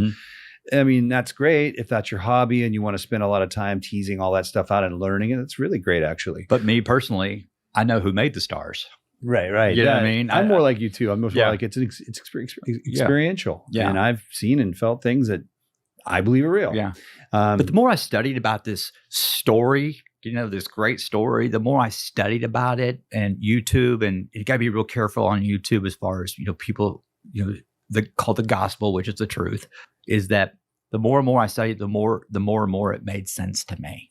You know what I mean? Yeah. And how God created things. He created Adam first. It was about positioning, not priority. It all makes sense. And it's really opened my eyes. And so I study it really hard on how to deliver that to platforms where it's not Christianese. You know what I mean? Yeah. Because once again, like I started, my passion is to not to influence others or to be popular, but it's to share my personal experience, how I look at life through God's perspective and not the world's. Well, based on results, which is how I like to judge a situation, it's working. Yeah. I mean, you are here because of these awakenings. You are here because of this belief. Yeah. And I think you know this, but I can barely know you, and I can tell if you hadn't found that and had that awakening and done this work and connected to God in that way.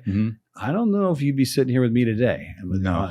So based on results, and I see that time and time again in the Christian community. And that's why, people think sometimes it's like, oh, Aaron probably doesn't like the Christian community because he's so Buddhist. And I'm like, oh, I don't, at all. I didn't take that at all. I don't, but I guess I've had others say that. And I'm like, not at all, dude. Are you kidding me? No. What do you guys do on the weekends? Oh, we all go to a place on Sunday and we are nice to each other. And we talk about the great creator, the universe, why we're here. And then we go have food. And we do that once a week. I'm like, sounds like a pretty fucking cool program. I mean, everybody else that isn't doing that, what are you doing on Sunday? You know? So I'm in love with all religions. I really am. I think there's just people that for whatever reason are wired to be a part of different ones. If you're born in India, maybe you're a Hindu, and if you were born in China, maybe you're a Taoist. Yeah. I don't know. I think the great creator just placed these different roads. Right. And you're from Texas. If you're going to pick a spiritual path, it's going to be Christianity. For me, it was the last shop on the block. My story, you know what I mean? Right. I didn't grow up in a church home. The challenging ones. Isn't there more churches in Texas than there is like grocery stores? I've heard that. Yeah, it's probably right. But I don't have religious trauma.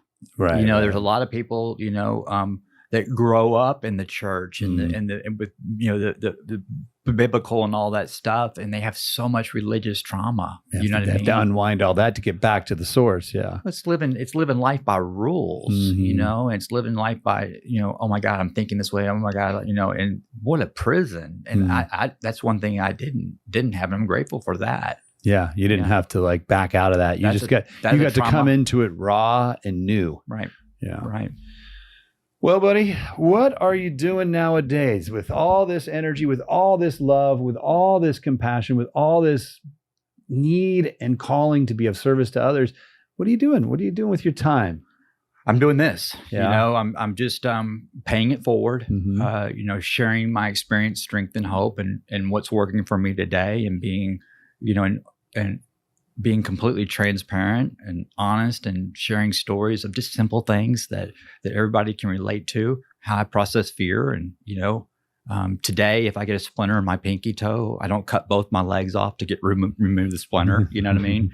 But I travel, I tour, I speak, I do TV. I appear on news and all that stuff, and they bring me on as addiction expert or whatever like that, which is real refreshing because you hear a lot about it at the national level. The opioid crisis and the fentanyl and all that, and you hear all the stats and the political and all that stuff. But what I love about it is I bring solutions, like the wall. I said, you can build a wall around the whole country. I'm still going to get high. You know what I mean? The real problem in this situation like that is the addict. Yeah. Okay. The addict is the solution. And how do we help them? It's one recovering addict working with another. Yeah. If you want to experience church, go to a 12-step recovery group meeting. We attend those every day. Church is on Sunday.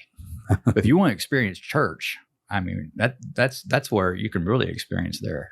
I will do that. Yeah. I've always been curious. I've had so many friends who've gone through 12-step that I just seen the results of their life and how much better they're doing. And it's obviously some good work happening in there. We've just launched a nonprofit called M2 The Rock Services, and we are providing services for people in need. That can't afford it. It's groundbreaking, so we're putting it together. But resources like Lee McGuire, who's the president of M2 The Rock Services, and came up with a great concept of, like, at the I Am Second film. It's very touching, moving 9-minute film. It's got millions and millions of views, and I love that because people are seeing it. But when you watch it and it's over, it's like, okay, now what? Where can I get help? And so we're providing resources from financial to psychiatry to mental health. Mental health is real. All the things to fitness to everything. Online counselors to provide that high level of care for people who can't afford it. So we're working on that right now. And then as a result of just delivering the message. That's cool. Yeah. And working on a book. Okay. Very cool. Eventually hoping, it's kind of, that's what I'm here for. I was in LA a couple of days ago, but a book. About your life? My story. Yeah. And it's a lot to share in there. We've got an incredible person. We're going to go public here in about a week or two, announcing it, but an incredible writer, screenplay writer that they want to do a movie on it. And we got a family in Dallas that's very, very passionate about it. So never would I thunk this sitting in prison. And once again, it's never my plan. I just want to serve God every day. That's it. Being of service to others. That's how I would have worded it. But I do understand that when you occupy your mind with that, most of the time, that's a good place to be. Yeah. And the great thing about doing stuff like this is that I was never thinking about the future while we're in this interview, and I was never thinking about the past.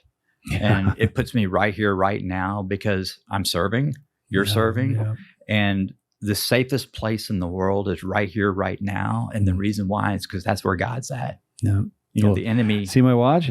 It says now. There you go. Because that's the time. Yeah. That's the right time. Yeah. Because this disease, the enemy, Satan, it wants me to go in the future alone in my head. Yeah. And in the past alone in my head. What might happen? What did happen? Yeah. Spend a little too much time in those places. Everybody can relate to that. Oh, God. And so then we seek for visible things to make that go away. And that's addiction. So everybody's an addict. Yep. Yeah, I'm guilty. Yeah, I can think of many times where I was just, I have a lot of anxiety. What would make me feel better? I don't know. Let's go buy some cool shit. You know what the solution is to anxiety? What is it? Serve someone. Yeah. No, I do know. That's how I learned it. Yeah. My anxiety in prison, that's where the awakening was. The anxiety went away when I opened a book that I didn't want. It has a horrible cover. It's a boring cover. And I opened a book and read to Uwe. The anxiety went away.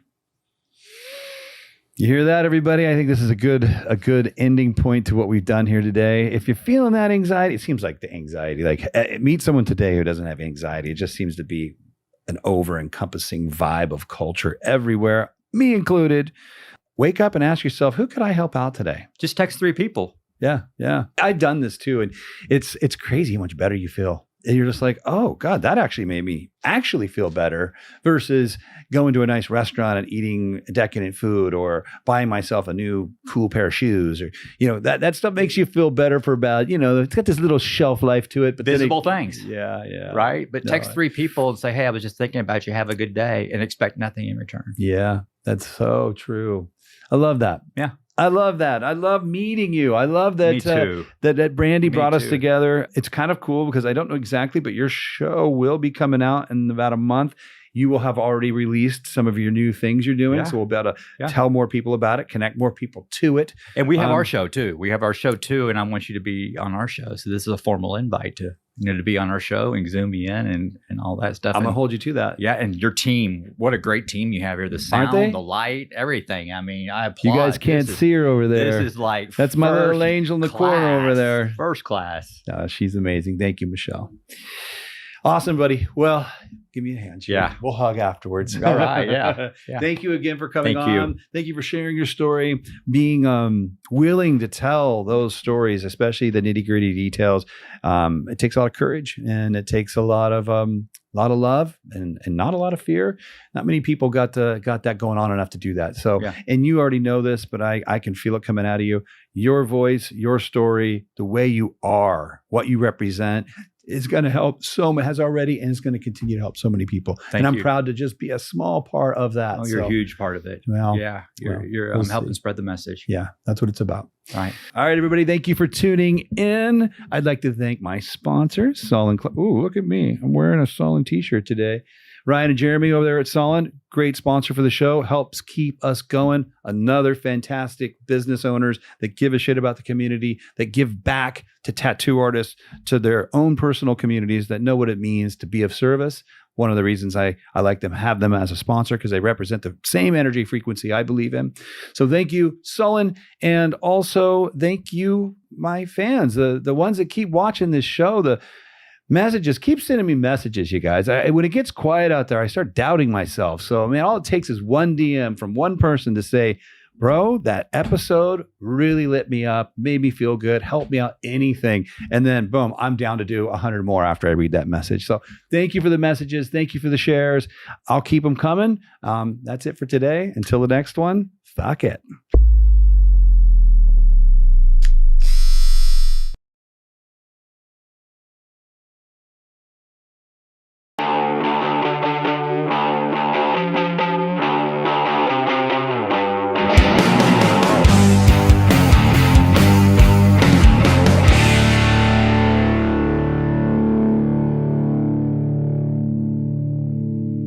Welcome back to Coffee, Conversations, and Badasses podcast. I'm your host, Dustin Hayes, and you don't want to miss this episode.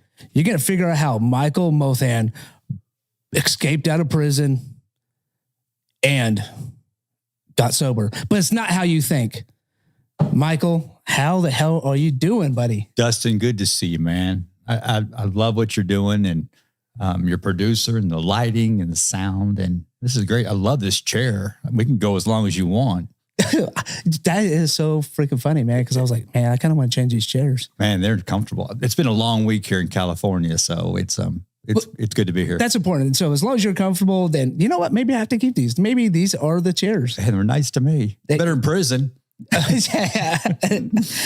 Well, do you have chairs in prison in your cells? No chairs. Nothing. Nothing that you can move around. It's a little steel stool that's where you eat. So or your bunk. That's where you sit. That's it. That's it. So prison, man. You didn't just book this on Airbnb. No, no. It was a resort that I did not want to go to. No, you're not giving it 5 stars? No, it's actually when a prison's good, they get a 1-star rating. So if a prison gets a 5-star rating, it's because they didn't do their job, right? So, well, what happened that landed you in prison? Wow, a lot of things, But today, as I look at my life through God's perspective, what happened. The reason why I went to prison and I was put on a detour, so I could have this awakening that I can start looking at life through God's perspective and not mine. But I am a recovering drug addict, alcoholic. I started drinking alcohol when I was 10 years old, and I drank alcohol and I did drugs for the effect. That's the honesty of recovery. It wasn't because I was dealt a bad deck, abused, sexually abused, betrayed and all that. A lot of things that we all deal with. But I did it for the effect because I wanted to feel like everybody around me looked. And as this stopped working in 2017, I was continuing to do drugs and alcohol because I wanted to feel good about the bad decisions I was making. And so that's how this disease is cunning, baffling, and powerful. It speaks to me, my own voice, and it's deadly, and it kills us. Well, absolutely. Yeah. And so that's, I got my first arrest in 2009. And it was in a place I said I would never go. And when I got in there, I got my first mugshot. And I literally just said to myself, which number one is dangerous, but I meant it. I'm never doing this again. I'm done. I'm over. And I meant it, with every ounce of blood in my body. I really meant it. And I got bonded out, and I had a 2nd-degree felony. I got pulled over with a large amount of cocaine and intoxicated. And I got my first mugshot, and it's all new to me. I grew up in a well-to-do family, and I was very successful in business, and was accomplishing all the worldly achievements. And it really affected me, that first mugshot, and seeing all the people in there and the way that they live, and the guards knew their name, and they're coming back. And when I got bonded out, I got back to my place, and I said, I just need one drink I got some anxiety. And then 26 mugshots later, I had a spiritual awakening in the 26 mugshots. Total of 27 mugshots. So 27. In 6 years, I did over 4 years incarcerated. Yeah. Wow. Yeah. And so were they all alcohol related? Yeah, they were, alcohol and drugs and probation violations and, not showing up. And, Judge Jennifer Bennett, in Dallas, Texas is where I live and I'm from. She had enough, and she finally said, "You're going to mind somebody, you're going to mind me." So I was in and out of prison and different places and trying to get clean. I could just, I'd get out, the gas of the world would hit me, and I'd be drunk and high, and within 24 hours, until I had this spiritual awakening while incarcerated, July 7th, 2017, which I'm sure we'll get into here in a little bit, that changed my life forever, which eventually is why I'm sitting here today in California talking to you. Why do we go through these destructive modes? Like, we already have enough going on. Right. And our first instinct, if you're a drug addict or alcoholic, it's like, oh, you know what? I just need that one last one. This one's going to take care of it, and I'm never going to do this again. Well, it's insanity, and it is a disease. When I tour and I speak, I have it's called the We Are All Addicts tour. Everyone is an addict. Everyone. Drug addiction and alcoholism, has a stigma to it because of the consequences are so severe. And my actions are so visible and severe. Why do we do it? For me personally, I was chasing that first, I never remember I never remember put your hands behind your back. I never remembered all that stuff. I just remembered that first, And so I was always chasing that feeling. Drugs and alcohol gave me this euphoria where when I would go into the future in my mind alone, and we start this at a very young age, where we start thinking about the future and we're in our head alone. For me, it would create anxiety and fear and paranoia. And I didn't like that feeling. So I didn't think anybody else felt that way. So I would shift the view and I would go to the past. And when I'd go to the past, I would get angry, resentful, depressed. A lot of people fight with depression and regret. And I didn't like that feeling. So I would do this game in my head going back and forth, back and forth. Meanwhile, I wasn't recognizing that I wasn't thinking about today, what was really happening. So I was going back and forth and back and forth. And when I took that first drink and that first drug, it gave me that sense of ease and comfort. And it gave me this euphoria of being in the now. So the future quieted up, the past quieted up. And so in order to stay in the now, so I could feel like everybody around me looked, I would do more and more drugs and more alcohol. Was that because you were surrounded by drug addicts and alcoholics? Not really. I mean, it was in our family, and which was another confusing deal because we seemed to be a very put together family. My dad was very successful, and mom was a stay-at-home mom. But behind closed doors, it was very confusing for me.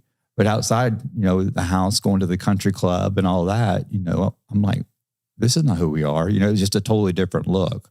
But but for me, I was chasing visible things to try to fix my invisible problems. So what is addiction? What is addiction? And the definition of addiction is simply this. It's the street name for spiritual stronghold. Okay. False idols. Okay.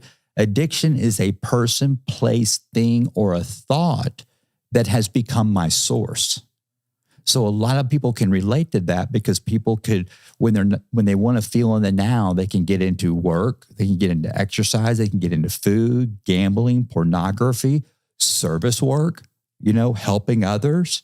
I mean, I see a lot of people do that, real busy, moving their feet. They're very busy, and they can't sit down because they're trying to find how to get into the now because they don't want to be alone by themselves, right? Because they get into fear.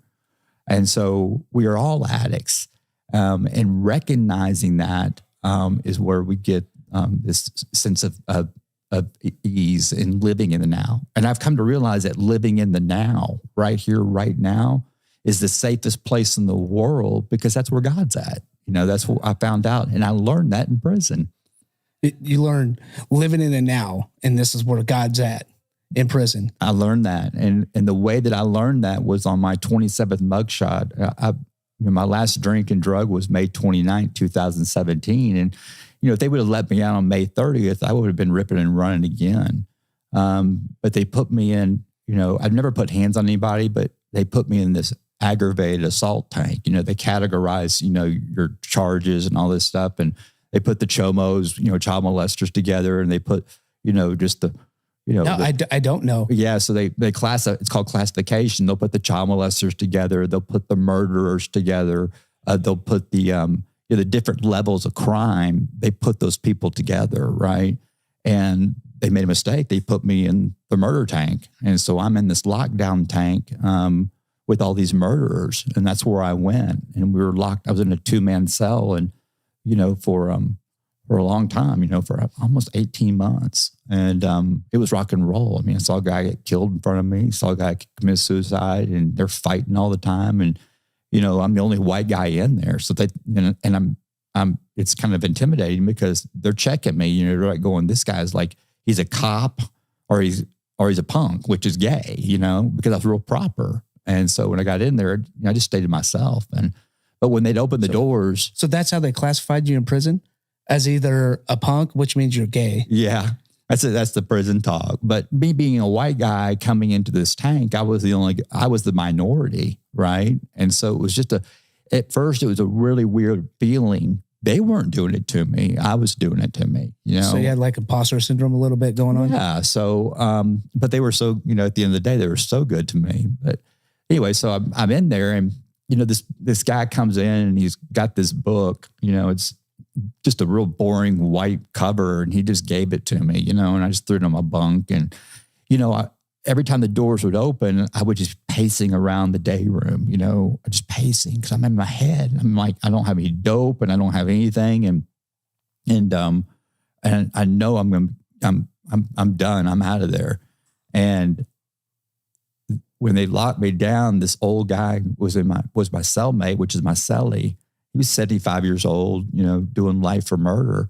And they called him Ooh-wee, Why'd they call him Ooh-wee? Ooh-wee. So apparently when he was a kid on the streets, he had polio in one leg. And, he walked down the streets, the girls say, ooh, ooh-wee, there you go. So it stuck. So his name was ooh-wee, and my name was Rabbit. You have a nickname when you go to prison. You don't use your free world name. So they called me Rabbit because I was moving around so much.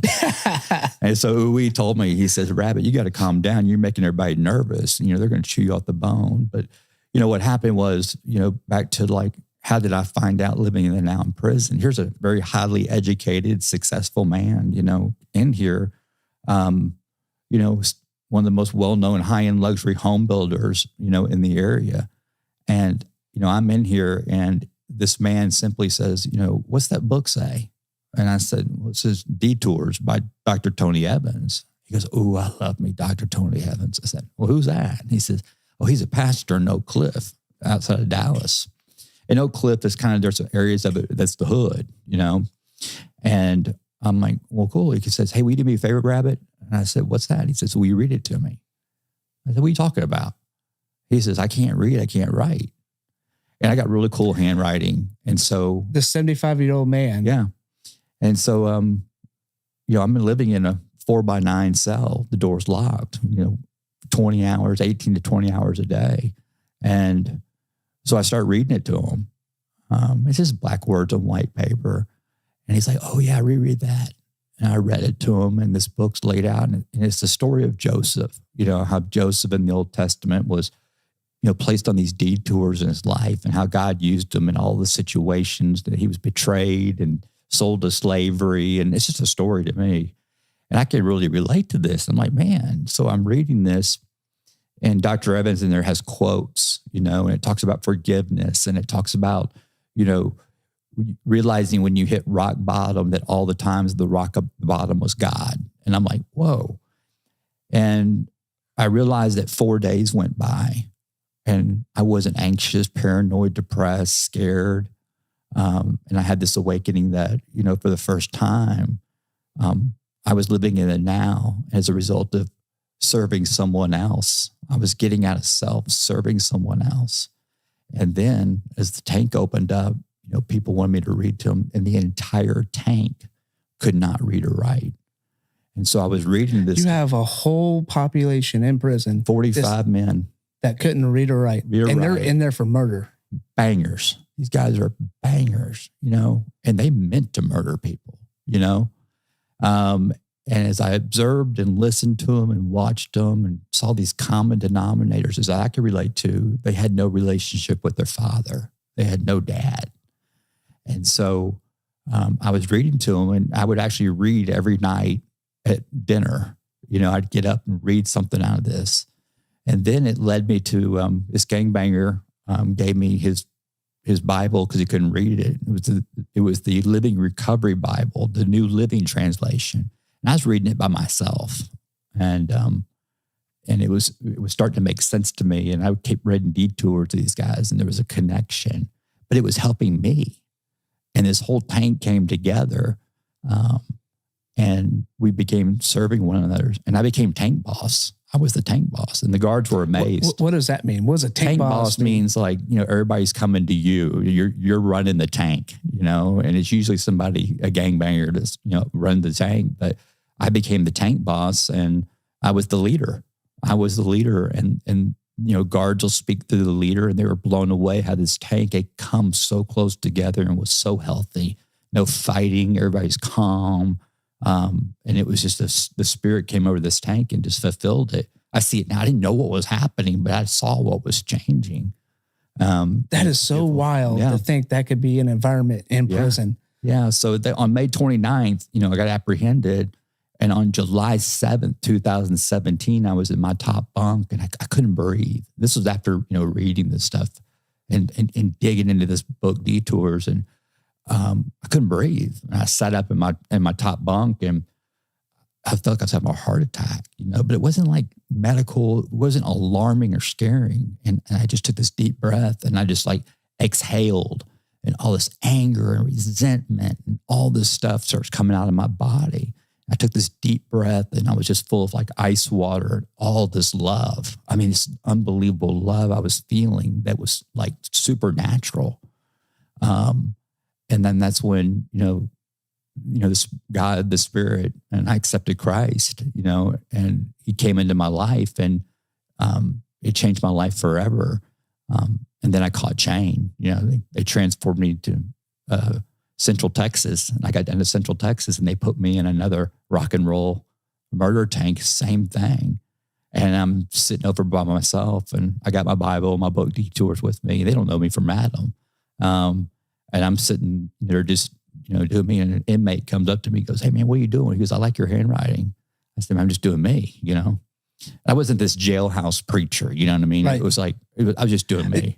And your handwriting is phenomenal too. Oh, thanks. You sent me a couple things. I was like, dude, that rocks. Yeah, they like it. So, so he says, "What are you doing?" And I said, "I'm just doing me." And he says, "What are you reading?" And I told him I was reading, and he says, "What's that say?" I said, "Well, read it." And he goes, "I can't read. I can't write." And that's when I looked up at God. I see you. I see you. So he took me there, and the same thing happened in that tank. And it became very close to him. And then on October 13th, 2017, they came over the speaker, and they said, "Michael Molthan, bunk and junk." And the whole tank's going nuts, and like, what? And even the guards didn't even understand. They're like, "You're not free. You got another 2 years to go." And the state of Texas, they called it a technicality, but the state of Texas, as a result of me finally forgiving everyone who did me wrong and accepting it and looking at it through God's perspective, to answer that question, why would you allow something to happen to me? When I truly forgave him, he opened up and he set me free. And I literally just in my head, I said, "God, what do you want me to do?" He says, "I want you to walk, and through thoughts and feelings." And I shared in that I Am Second film, one of the films that's been done on me, that, it wasn't, I thought that was witchcraft, you know what I mean? But it was the Holy Spirit speaking to me through thoughts and feelings, and it said, walk. So I traveled 300 miles to turn myself in, and my judge had heard what had been happening. So wait, hold on. Yeah. Back that up. Yeah. So they say, was it say bunk and junk? Mm-hmm. And you still have 2 years left on your term. Yep. And they released you out of prison. Yeah. Was that obviously you didn't break out of prison. No. Even though I said prison break, you didn't go out breaking out prison, chisel, hammer, makeshift tools. No. It was a technicality on the penal system or on the correctional system that set you free. And then as you were free, now you're thinking you're a free man, right? Yeah. I mean, at that point, well, I was kind of confused. I'm like going, maybe it was a technicality, but I want to turn myself in and do my time. So they didn't do a search. They didn't have a warrant out for your arrest. No. They didn't have anything like that. No, before the guards even knew that I wasn't supposed to be let out. And they pulled it up in the state of Texas, says he's clear. I mean, this is a biblical story, miracle kind of like thing for me, and how often does this happen? Never. It was the first time. I would say that's pretty biblical. I'd say that's pretty amazing, miraculous. Yeah. I mean, and so I just, I turned myself in, and Judge Bennett said, there's obviously something. And she actually, some people that had, done some time, and they came back to visit her. They said, there's this man that I was locked up with that's changed my life, by reading to me. And word got back to her of this transformation of me, because I confused her. It was like, wait a minute, why does this guy keep coming back and getting arrested? It was like, this doesn't make sense. And so, but she heard about this transformation, and she says, I'm not going to get in the way of it. And she set me free. She said, go pay it forward. And that's what I'm doing today. Wow. Yeah. 6 years, it's almost 7 years. That's a crazy story. So when I first heard it, I was like, what in the world? What's going on? Really? Like, right. It was that easy. Right. And if you really just do good things will come. Yes. But for me, what it was to make the choice not to stop doing things for me, and that's to do things for others and to serve, expecting nothing in return. And, like Into the Rock, the whole thing, I didn't sit in prison and like say, I'm going to be a public speaker and have a podcast and, have this great story and go out and change. Never entered my mind. And like what I'm doing today is like everything that Into the Rock, when you look at it like this right here, I've never reached out to any. It happens like our connection, Yep. how we made was a friend of a friend that said, hey, you need to check out him too. And it all worked out. Right. And that's, I'm all about attraction, not promotion. And, that's how it's all worked out. And it just keeps getting bigger and bigger and bigger as a result of what I'm still doing today. And basically I'm still reading to people and sharing my story, and my faith by my actions. Stories are powerful. Oh, absolutely. And people don't understand how stories can change lives. And us men and women as well, absolutely, opening up and being vulnerable about what's happened in our life. Right. One, it does two things. Every time you heal, or every time you say your story, every time you speak your story, it has less ownership over you. That's right. You're releasing that every single time. That's right. Two, your story's helping somebody else. That's right. Giving them inspiration, motivation, and maybe changing that mindset. Right. Well, it's, the way that I'm not on this campaign to, it's not about me. It's not about me. It's about my experiences that I went through. My goal today, my mission is... Hold on, we're going to get there. Okay. We're not talking about that mission yet. Okay. We're going to save that to the end. Okay. Because people need to know the mission. Yeah. Because the mission is important. Yeah. It's hugely important. But your life hasn't always been on that trajectory, especially when you're growing up as a kid. Right. Yeah. You didn't always have this view, this outlook. No, not at all. And some of this stuff and the glamour, what people saw you outside in public was not what's happening inside the house. Two different worlds were going on. That's right. Exactly right. And you spoke a little bit about your dad. Was your dad an alcoholic? No, I've spilled more alcohol than my dad's drank. He maybe had 2 beers a year. That was it. I had other family members that were as an alcoholic, the disease of drug addiction and alcoholism, the most frustrating thing for everybody is it's the only disease that has to be self-diagnosed. I can't say that someone's an alcoholic. I can see the behaviors, okay, and recognize it. And the reason why I recognize it is because I did it, but you can't sit there and diagnose someone as an addict or an alcoholic. But I was surrounded by it, a lot of confusion. And then, the sexual abuse, by my grandfather, who was a cop, growing up. Your grandfather, a cop, serve and protect. On my mom's side. On your mom's side, was sexually abusing you. Yes. Yeah, I kept that a secret for a long time. And, I was a loner. I always had a lot of people around me and everything like that. But I never had a best friend. I never had anybody close. I didn't do slumber parties. I didn't go into showers and, stuff like that because it was just these symptoms of, sexual abuse, which I didn't know. It was the triggers. Yeah. Those were triggers. And we'll get into that story because as a result of forgiveness, and we talk about resentments, the number one offender that's killing the human race is resentments. And, when I have a resentment, it's because I play a role in it. And it's like, wait a minute, you played a role in your grandfather sexually abusing you? And I said, absolutely, I did. And you forgave him? The role I played in it was I chose to hold on to the resentment. And it festered where I was hurting other people, including myself. And when I chose to hold on to that resentment and I looked at the role I played in it, and truly forgave him, which was part of the awakening in prison, God flexed his muscle and showed the supernatural. And I got a great story about that, is that I was driving to a place to speak, and I just kind of didn't know what I was talking about. And I go to this place and walk in there, and there's the men's bathroom, and there's a wall urinal, 2 of them in the stall, and the guy's in the wall urinal. I can't go next to him. I just never could. And I wait for the guy to get out, and I go in there. So when I come out into the room to speak to this group, is actually at a treatment center, I shared that story, just what just happened. Because that's what I do. I just transparent to share what I'm feeling and what's going on. 2 guys were bawling, crying on the front row. One guy comes up to me and just hugs me and says, "You saved my life," because that's exactly what I struggle with. I didn't think anybody thought like that.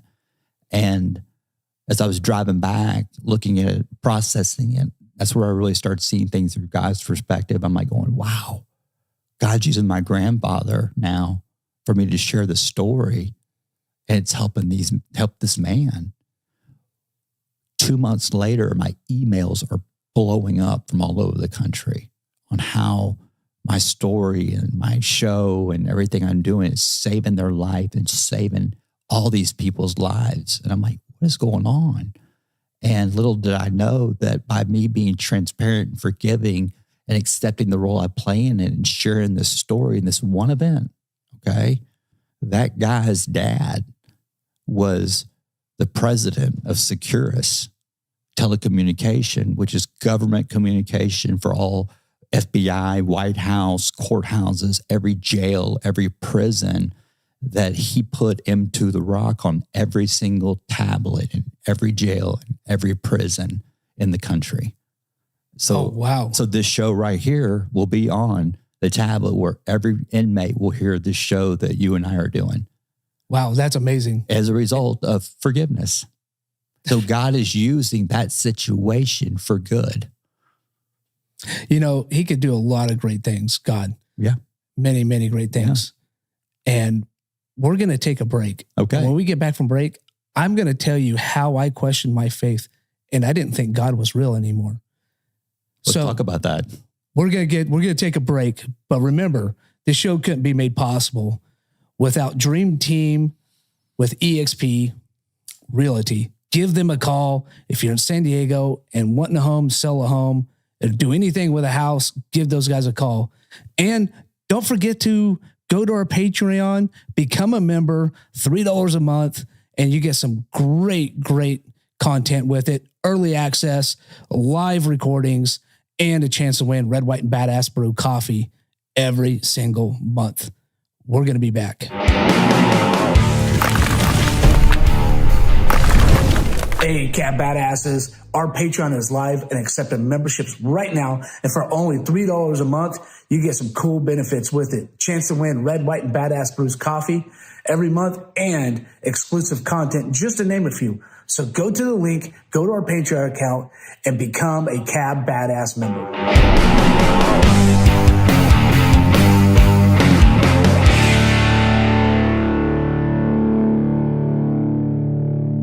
Welcome back, badasses. If you haven't listened yet, you should have, because we got Michael Molthan here in the studio. But this wouldn't be possible without our sponsors, Next Level Lender and Go Man Go Productions. Also, don't forget the Patreon. Go become a member. So we were just talking about Christianity, Spirit of God, and I really second guess that God existed. I was at my worst, and my girlfriend at the time was at my dinner table, and we were sitting there, and I at this time have a lot of suicidal ideologies. Yeah. Still fighting this demon inside me and going not just what's happened in the last year or 2 years, but really what's happened in my whole entire life. Because like you, I also am a victim of child abuse and child sexual assault. Yeah. And my life at the time, I just didn't want to be there. I didn't want her in my life. I didn't want anything in life, but she was kind of a rock for me as well. So it was a good person to have in my life at the time. And I was at my dinner table and I told her, you know what? I don't think I believe in God anymore. And she watched Greg Rochelle from Live TV. Do you know who that is? Yeah. So she watched him on iPhone or iPad or whatever on Sundays. And I wasn't going to church, or I wasn't doing anything with the church. And so she looks at me. She's like, just stunned. And she didn't have anything to really say. So I was like, all right, that's that. And we were talking and my phone goes off and I look at it and I get a message on Facebook Messenger from the pastor of my church. We're talking about 10 minutes after I just told her, I do not believe in God. I don't think he exists. And I get a Facebook message from Brandon. He's like, hey, man, you've been on my mind. Wow. Can I take you out to lunch next week? That's what's up. And I looked at it and I chuckled and I told her name was Megan. Well, that's funny. I guess God uses Facebook Messenger too. Yeah. And I chuckled and I just let it sit there for a minute because now I'm reeling into this thought of like, what the fuck? Yeah. Are you serious? So I go back to it. Yeah, man, let's meet up. So we meet up and I think it was Chili's in Santee. We eat Chili's, man. It was good little talk, good conversation. Yeah. He's like, hey, what's really going on with you? And I don't want to talk to him. I'm shilling up because I didn't really tell my story. I didn't talk about myself. I didn't do that. Yeah. And he's like, look, you have a lot of pain. What's going on? So I told him a little bit what's going on with me and my daughter who attempted suicide, my oldest daughter. He's like, dude, you're going through a lot. He goes, what do you need help with? I was like, well, I'm trying to get her into therapy. I can't get any therapy. They're booked up for 6 months. And I think 6 months from now, it's going to be too late. Yeah. He's like, well, let me see what I can do. He goes, but are you okay financially? I'm like, well, no. At this point, I'm like behind on my mortgage almost. And, but I didn't tell him. I was like, yeah, I'm all right. He goes, hey, I got $2,000 for you. I don't know what it'll do for you, but hopefully it'll make your life a little easier today. And I was like, wow. Well, I started crying. Yeah. I mean, I'm a grown man, start bawling like a baby. Yeah. In Chili's. Yeah. So we hug and we stay in contact. My daughter gets into therapy. And now I could never question if God is real again because I didn't even pray. It wasn't even a prayer. Yeah. I didn't ask him for help. I didn't say, God, man, this one time, I think we've all had that prayer, right? Right. This one time, if you help me out, I swear to God, I'll never look at porn again. Yeah. Or I'll never do something again. It was nothing like that. This was purely out of the blue, just dropped in there. Now it's not to your, credit, getting released out of prison, but it was like, holy crap. Like, I can't believe he is actually doing this to me and being real. And, that was, I've never questioned God again. That was your burning bush moment. What do you mean by burning bush moment? Well, it's like, in the Bible, Moses comes across this burning bush. I've had many burning bush moments in my life, but I was the one lighting the bush on fire, right? But you said some key words there that I can relate to that, I'm not a victim. I played the victim role my entire life.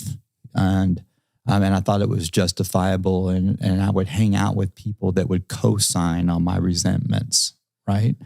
And now that I look at it through a different perspective, God's perspective today is that, I grew up and I said, I can't imagine, what my mom went through growing up, with this man. I can't imagine what my dad grew up with as far as the expectations that he was, trained to do. They didn't grow up with any biblical foundation, as I didn't either. And, I don't have any religious trauma. We just didn't do church or anything like that. But, I can relate to your story is that, God will show up, when it's unexpected. But, there's a word used in the Bible a lot. It's called suddenly. And God will suddenly make a change. And your prayers were answered. I'd say these foxhole prayers, if you're real, come into my life and all that. And it finally shows up. We want things now. And that's a beautiful story, what you just shared there. Yeah, God is real. And so what we do is to make him more real, we get closer to him. Yeah, you can't. Yeah. That's not how it works. Yeah. We don't pray right now and 3 minutes later. Well, it's just like if we get a relationship with a girl, when we start out, man, we are transparent, we're vulnerable, we're creating this intimate relationship, we're listening to them, we're talking to them. And then as the relationship gets older and older, these conversations get smaller and smaller, right? And so what happens is we grow apart. It's no different than, talking, to God that way. It's an intimate relationship where we're talking. And I challenge people who are watching and listening to this, I don't have time for King James Version prayers. I talk to God like I'm talking to you. Hey, God, like before the show, I go in the bathroom and I say, God, put the words in my mouth to say, that can be of service to someone else, to help Dustin, to help the producer, to help, someone listening or watching, that can help them to get them to do what you're doing right now. And that's that head nodding up and down. That's where the connection is made. That's where the Spirit's moving. And, these church words that I say now, that are the Spirit moving and, the Word of God and all that. I can't believe I'm saying it, but I deliver it in a different way where I want people to understand it, that we're in my position too. I don't want to be, I don't want to be this religious robot. When it comes to religion, I'm an agnostic. I want nothing to do with it. But when it comes to the Word of God, and they call it the gospel, I'm all about it. I am all about it, and I'm knee deep in it every day. And then I share to the world through my actions, not my words, what it's doing in my life, where someone goes, you know what? I want what he's got. You know what I mean? I want what he's got. Well, actions always speak louder than words. Absolutely. We can always say a word. A word is easy. Yeah. And so, our faith is measured by feet, not lips. And so, my biggest character defect my whole life was this mouth. I could spit box anybody. I won more fist fights without throwing a punch, right? And now it's my greatest asset because I'm speaking from the heart, the spirit, as opposed to the mind. And then when I do go into relapse behavior, where I start getting into me, and it controls my mouth, I recognize it. That's the big difference. I recognize what I'm doing. What do you do when you start going into that relapse behavior? Well, first of all, I recognize it, and then I talk to my mentor, my mentor that I talk to every single day, saying, hey, I'm doing this. And it's always a result of fear. How important is a mentor Huge. in sobriety? It's huge. I think it's important in everything, someone who has been through it and has that experience, because like people say, I pray to God, but I don't hear him. Okay. Well, God speaks through people, he will speak through people for me to get my answers. And they're simple answers. It's nothing like real laid out, complicated, Christ for me is a very simple person for a complicated person like me. And so it's very simple. And that is, the solution to fear is one thing, and that's to talk about it, and that's what I heard you say at Chili's, is that you basically opened up and shared your fear. And every time I do that, it's like, ain't no big deal, and I feel better. 100%. Yeah. And at that time, I didn't know that power. Yeah. All I knew how to do was hold it in. Right. I was never allowed to release it. I was never allowed to be vulnerable. I was growing up as a child. Couldn't really show it. Yeah. So I speak about this a lot. Fear is an opportunity. And if you break fear down into an acronym, it stands for false evidence appearing real. Right. Especially when you talk to a man. When I talk to a man, I can see, I can recognize this because I do it too, is that you're in a lot of fear, and they'll stud up. And I ain't scared of nothing. I said, I didn't say scared. That's a whole different thing. Scared's really happening. If someone's got a gun to my head, right? I'm scared. That's scared. I'm concerned, right? But fear is, it's not real. So it's an opportunity for my faith to grow, or it's the opportunity for me to go to prison, right? To relapse. If I don't do anything with the emotion of fear, it turns into a resentment. And if I don't do anything with resentment, it turns into anger, then it turns into rage, then it turns into isolation, then it turns into paranoia. And it can be as simple as, me texting my other half, I love you, right? I didn't ask a question. I just said, I love you. And she doesn't respond. Okay. Now I have a resentment. And here I am, recovery Jesus, going to speak. This has really happened. I'm going to speak to an event. Now I got a resentment. What's that look like today for me? It's like it's internal. Like, I'm in resentment. If I don't do anything with resentment, then it turns into anger. I kind of got amped up inside. Really, we going to do this? I sent you a text. I love you. I got expectations, right? Expectations always lead us up to a resentment. The number one cause of the human race, death, resentment, unresolved. If I don't do anything with the real feeling of anger in this simple text, remember, I didn't ask her a question. It turns into rage. I kind of grab the steering wheel a little tighter, all right?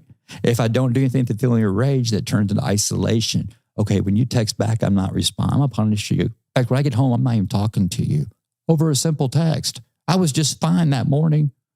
And if I don't do anything with the feeling of isolation, it turns into paranoia.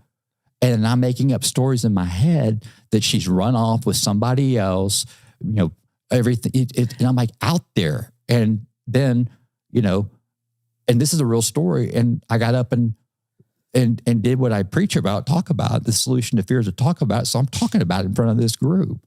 And I kid you not, here I am 6 hours into this text has not responded back. And when I get done speaking, my phone buzzed.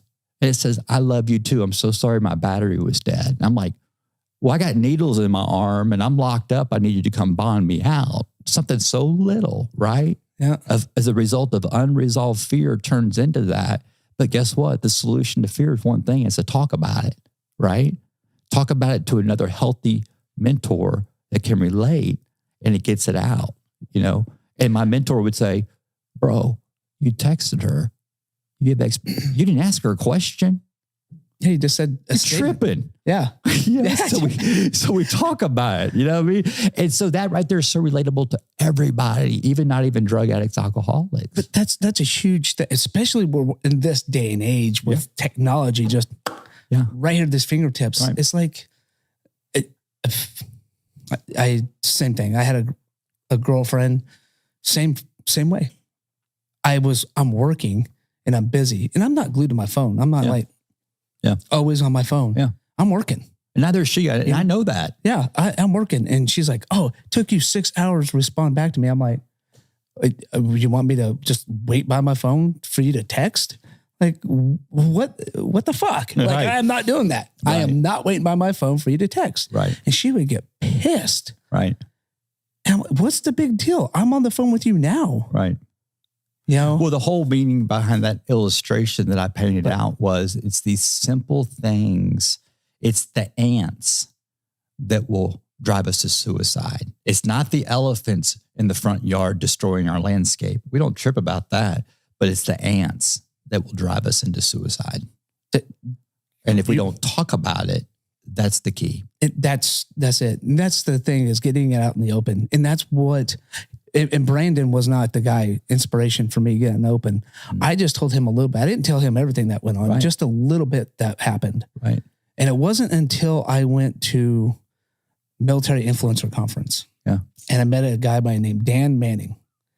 And he got up there and had a workshop of storytelling. That's what it's called, storytelling. Mm. And I was like, all right, that's interesting. We'll go see what this guy has to say. And he's a F-18 pilot. Don't quote me on that. So I think he is F-18 pilot, but good guy. Anyway, he's a pilot. Yeah. And he was telling a story about how he was in clouds and flew through this and he got turbulence and it was jerking him all around. And, but how he was telling his story, I was like, wow, I'm mesmerized by this guy's story. Right. After I went up to him, said, hey, I was really mesmerized by how you told that story. That's powerful. He's like, oh, hey, I appreciate it. And he looks at me, what's your story? Dropout. And I didn't have to say high school dropout. It's like, oh, just military, retired, and construction business. And now I'm doing coffee. He's like, wow, man, you actually told me nothing. And I was like, what do you want me to tell you? So I did a do-over. And again, he's like, yeah. I was like, well, where do you want me to start? And so I started down my story and me and him both were in tears. Yeah. And he's like, we need to have a conversation. We need to talk. Yeah. So end up now 2 months after that Military Influence Conference, and I'm fuzzy on the details and time frame, but anyway, I went to Veterans of Business Network, and they were having a panel. A panel. It was the failure or the hardships of success, and they asked me to be on it. So I asked them, "Okay, Sean, well, I'll be on it." And we really had these set questions, and he worked with me on my story. And before it, and about an hour before I go up there, I talked to the guy who's the moderator. I said, "Hey, do you mind if I tell my story?" He's like, No. He's like, "What are you going to talk about?" I was like, "Oh, how I did this. And I gave him the very tiny brief. And I went up there and told my story. First time, I've never told my story publicly, never went out about it. And there was 250 people in this room. Wow. I was scared. Yeah. You know, but I also had some imposter syndrome. I was scared. Now, what if I say it? They don't believe me. What if they laugh at me? What if I don't get it? Nobody pays attention. Everybody's just on their phone. You know, what if it doesn't resonate? All these if-isms. Right. I was so scared. Well, I've never had my palms sweaty and my feet sweaty, but I was sweating up a storm. Get up on stage and I tell my story from start to finish. And at the end of it, nobody comes and talks to me. Now I have this instant regret of telling my story. And not one person came up and said, "Damn, dude, you went through a lot. I'm glad you're here." So I went and kind of hid out in our VIP room, changed my shirt, went back out there. About an hour later, still nothing. And it wasn't until about 4 hours later, because there was a whole bunch of workshops still going on. About 4 hours later, people are like coming and finding me like, "Oh my God," I had a grown man, 6'5", start talking to me about his story. And we start crying together. Yeah. And I'm just like, "Oh my God." Like, and I'm looking at this guy, this is a bear of a man. Yeah. And then other people start coming up to me. Right. To this day, that event we go to, people are like, "Dude, your story has impacted me. Your story has impacted the way it has changed my life, has changed the way I interact with my kids, to change the way now I do my business." Also, a couple of people at that event were they're suicidal. Yeah. And got them help. I honestly was not prepared for that moment in my life. Right. I wasn't prepared for me to tell my story to somebody come to me and go, "Hey, I need help." Yeah. Totally unprepared for that. Now I'm prepared. Now, if they do that again, I'm like, "I got you. I got the resources." But going back to that word fear, I was fearful that nobody would be like, I would instant regret. It goes back to is that we have expectations. So when I have expectations, when I set expectations, okay, I'm going to end up with a resentment. Okay. True acceptance has, no resentments. When I speak and people who want to speak, they ask me, do you lay it all out? Do you plan it? And I say, no. I said, simply when I tell my story, it's what it was like, what happened, and what it's like today. What it was like is about that much of my story. What happened is the hook. And what it's like today is the huge part of my story. And that's what's so attractive, because they are attracted to your story because everybody loves a story of redemption. Yep. Okay. Everybody loves a story of seeing a man or a woman that's in solution today. We don't like stories of hearing I'm the victim. It's kind of like, hey, when the pain gets bad enough and you accept the role that you play in it, then you'll have a story. And that was me for my whole life. I'd much rather have been right than happy, Absolutely. And so, that's how how I deliver it today. And what's great about it is when I speak, and the sound, I hope you understand, is that I'm not doing this show with you today. I'm doing it for me. It helps me. It gets me out of self. It gets me out of my head. Like this interview right now that we're doing, I haven't once thought about the future. I haven't once thought about the past. I haven't once thought about committing suicide. Why? Because I'm out of self and I'm right here, right now in the safest place in the world, because this is where God's at. And I don't want anything. I don't want anything from you. You know, we talked, my mission is real simple. It's not to influence other people. It's not to make friends, to be popular. My mission is to share with everyone through my experience, to start seeing life through God's perspective, not the world's perspective. How they do that? How did they do that? Yes. To see it through God? Well, it's to make that commitment to get out of self and seek the invisible for the first time to fix their visible problems. See, my whole life, I was seeking visible things to fix my invisible problems. And so once I made that decision and it was made for me and I understood it, I'm a whole new person. Yeah, it's amazing. Mm-hmm. What is your, we touch on this a little bit in mentorship, you know, and you said that's everything in sobriety, right? Because it's accountability. Well, it's also everything in the workplace. You know, you have a mentor, your new job. It's very important that, someone who becomes a Christian, right? And they feel this thing and they're on fire, is to immediately get a mentor that's solid, that's not Christianese, you know what I mean? But that's solid, that can walk you through it, to prepare you, as opposed to like, I'm a Christian, now I'm going to go be a preacher and I'm going to go, open up all this stuff. Becoming a Christian is to basically work through your program and say, okay, now I've accepted Christ and I need to do an inventory on myself.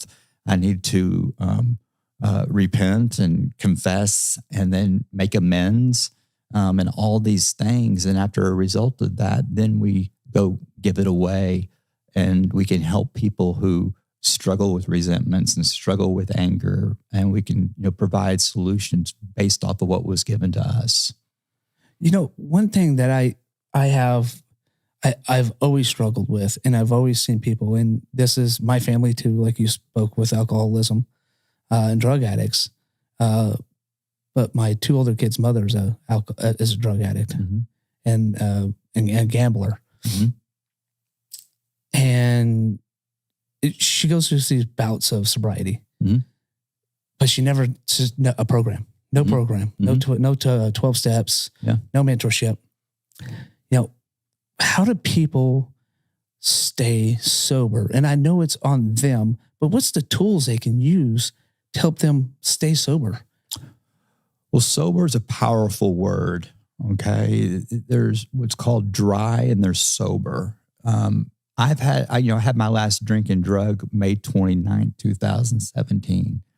Have I been sober every minute since? No. I mean, there's some thoughts that I have and there's some character defects that creep back up, but sobriety is recognizing them now, right? That fear and that angst, and I recognize it, for someone to get sober, it's they make that commitment, first is, admit that you're powerless over blank. It could be alcohol, drugs, whatever visible thing that has got your life unmanageable and you're powerless over it, which means like, I'm not going to drink today. And I end up getting drunk again today. And I'm like, wait a minute, I can't do this. The second thing is to get into a support group of like people who can relate, where you feel safe. That's why when you go to these 12, I don't wave any flag for any support group, I protect their anonymity, but they had these support group meetings that I attend and they go, and that's when you say, I'm Michael, I'm an alcoholic, or Michael, I'm a drug addict. And it makes them feel safe, that they're in the right room and there's a connection, and then you work these steps of learning to trust God, clean house, and then help others. And you have to have a mentor to do that. You cannot do that alone. No, there's no way. And men work with men and women work with women. That is paramount. Yeah, I agree. I don't think you can walk this thing, this road that's not paved and it's going to be full of potholes alone. And for the loved ones, drugs and alcohol aren't their choice. How can they help? Is they do it by their actions, not their words. They go work a program, because for the loved ones, the person in their family that is in addiction, okay, you can't tell them, you have to show them, so they become your drug of choice. For the moms and dad, Junior becomes their dope. That's their drug because they're doing everything they can to fix it. I mean, having an addict in the family is like throwing a hand grenade in the middle of a family reunion and all the family members jump on the hand grenade, Yeah. Because actually the family members actually become more sick than the addict. Wow. Yeah. So what do you want people to take away, man? What's the takeaway that you want? I guess the takeaway, from what I'm doing is that is to admit that we're all addicts, and to know that there is the invisible that is the solution, and for me, it's Christ. It works for me. I'm not this guy that goes around and says, you must accept Jesus Christ or you're not going to heaven. I don't have that kind of power, right? I don't sit there and go, hey, Into the Rock, in the first quarter brought 400 people to Jesus Christ. I don't have that kind of power. You know what I mean? But my takeaway is real simple. I just continue reading to people, just like I did Uwe. That's what I do, is I just continue telling my story, and I'm being transparent and sharing stories of walking through the day going, I see why God allowed that to happen. Are you going to write a book? I am. Is it going to be named Uwe? No. We're working on the name. And wouldn't that be a perfect name for it? Like Uwe, Yeah. So we're going to make the announcement real soon. It's one of the reasons why I'm in California. We were in LA on Monday, and a well-known writer, screenplay, talking about book and movie. It's been a very exciting week. And once again, they came to me. You know what I mean? It's like I didn't. Writing a book has never been in my game plan. A movie has never been in my game plan. My game plan is, I don't have a game plan. If I make a game plan, we're all going to prison. Okay. I don't have it. It's just to continue to serve and to use my personal daily experiences and share with the world going, hey, this bad thing I thought was bad. This detour happened in my life today, but I looked at it through God's perspective, and this is what I learned from it. Yeah. And I can't wait to tell you, both my arms are blown off, but I can't wait to tell you how great God used this story so I can tell other people how great he is. But I don't have any arms, but we good. We Gucci. We're fine. I didn't need him anyways. So that's my mission. You've been on the road, man. Yes. So, and I'm just thankful you're in San Diego and you'd be willing to come on the show here. And man, can I share something really cool? Yes. So we just moved to a new house, and I had no idea where to get my hair cut, right? So I just get on Google Maps, salon near me, and it's a Monday, so most places are closed. And I walk in this place, and this lady's here, and you can tell it's all girl. It's like cut and color and all that stuff. I was like, I'm in the wrong place. And she says, no, I can cut your hair. So she cut my hair, and we're talking or anything like that, just a little bit. And I'm real quiet. I'm real quiet outside of here. And so I ended up showing her my I Am Second. I Am Second did a film on me, a 9-minute film that it's gotten over 30 million views on all these platforms. And so she watched it, and she just had tears coming down her eyes, And she wasn't even supposed to be there that day. I get a text from her like at 3 a.m. Okay. And she says, you were supposed to be there that day because I was really having really serious thoughts of just not wanting to be on this planet anymore. And as a result of that, her close friend is Brandy, and Brandy's the one that connected us. And I said, I'm going to be in California, in LA. And so Brandy connected you and I in another show here in San Diego that I was on earlier this week. And as a result of that, I get to share my story on these different platforms as a result of me just being transparent and honest to a chick that was cutting my hair that impacted her life. And here all this happens. And so I see it through God's perspective. When I look through it, the old me, it's all about me. I would have never even thought about Stephanie who cut my hair. It would have been about me. I'm like, wow, God, I see what you're doing.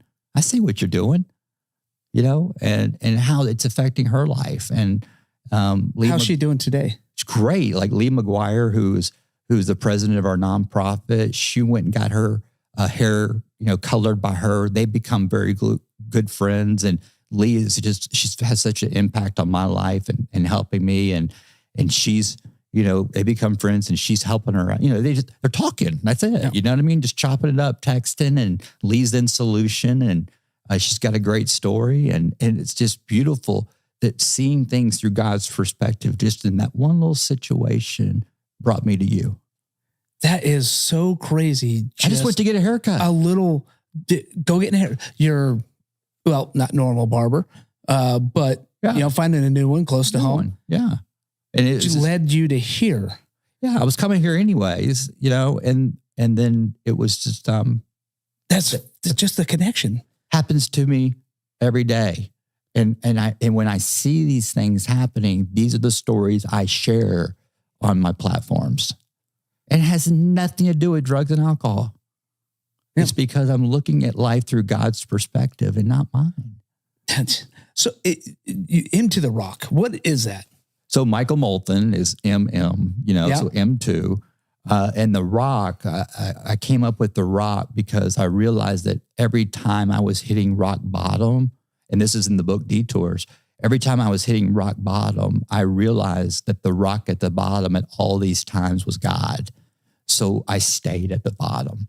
And I let people like Uwe and I let godly men pull me out of the bottom, because the tools that got me to rock bottom, anger, resentment, rage, revenge, were the same tools I was using to get out of rock bottom. I'm never going to drink alcohol and do drugs again, but I'm going to show you, and the Rocky music would play in my head, dun, dun, dun, dun. And I had it all planned. I'm going to show you, I'm going to come back and take over the real estate industry and all that. And I set up expectations, and God said, So at the end of the day, God set the bond, and he gave Jesus the key, and he put it in the gate and set me free. And he can do that for everyone.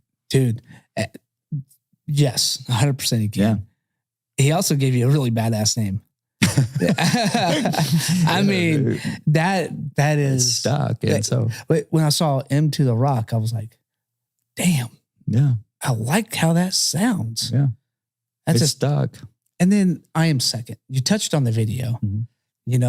What does that mean though? I am Christ is first and I'm second.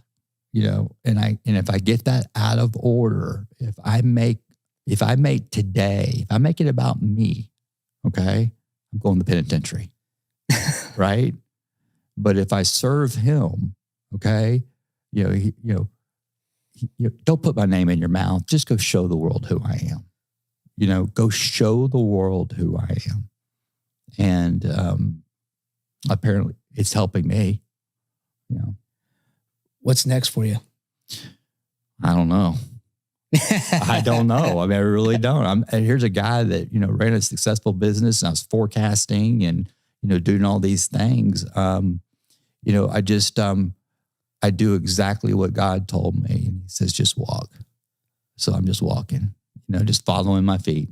And I'm not Pollyanna, I mean, it's like we talked about earlier. It's like, okay, Michael, I got a plan. I got to look into the future. Absolutely. But I take someone else with me that is on the same path, a mentor, a godly man with me. And when I do that, I get the feeling of hope. And if I go into the past with this same man together, all right, I get the feeling of gratitude. And that's where it's at. Michael, you're a badass, man. So are you. You really are. You got a great story. I appreciate that. Yeah. This is about you. This isn't about me. I love we have to get these things out here. Yeah. Because Let me ask you this. All right. Did you think about committing suicide at all during this show? No. Why? I don't think about committing suicide ever. Well, it's a show. No, Okay. absolutely not. Well, Because the I'm reason- present. There you go. I'm present. You're out of self. Yep. Isn't that amazing? I'm being present. Yeah. And so how do we do that after the show? For the listeners and followers that ask that question, how do I get into the now? The way we get into the now is to serve someone. It could be as simple as just send 3 text messages out to 3 people, have a great day. Just do that. And it gets us in the now. Is serving. You know, I think we could talk for hours. Because not only are you doing that, but imagine if you sent that text message out and it was somebody who needed it. Yep. You know, you may think you picked it. It's probably God picking them. He just showed you who to pick. Yep.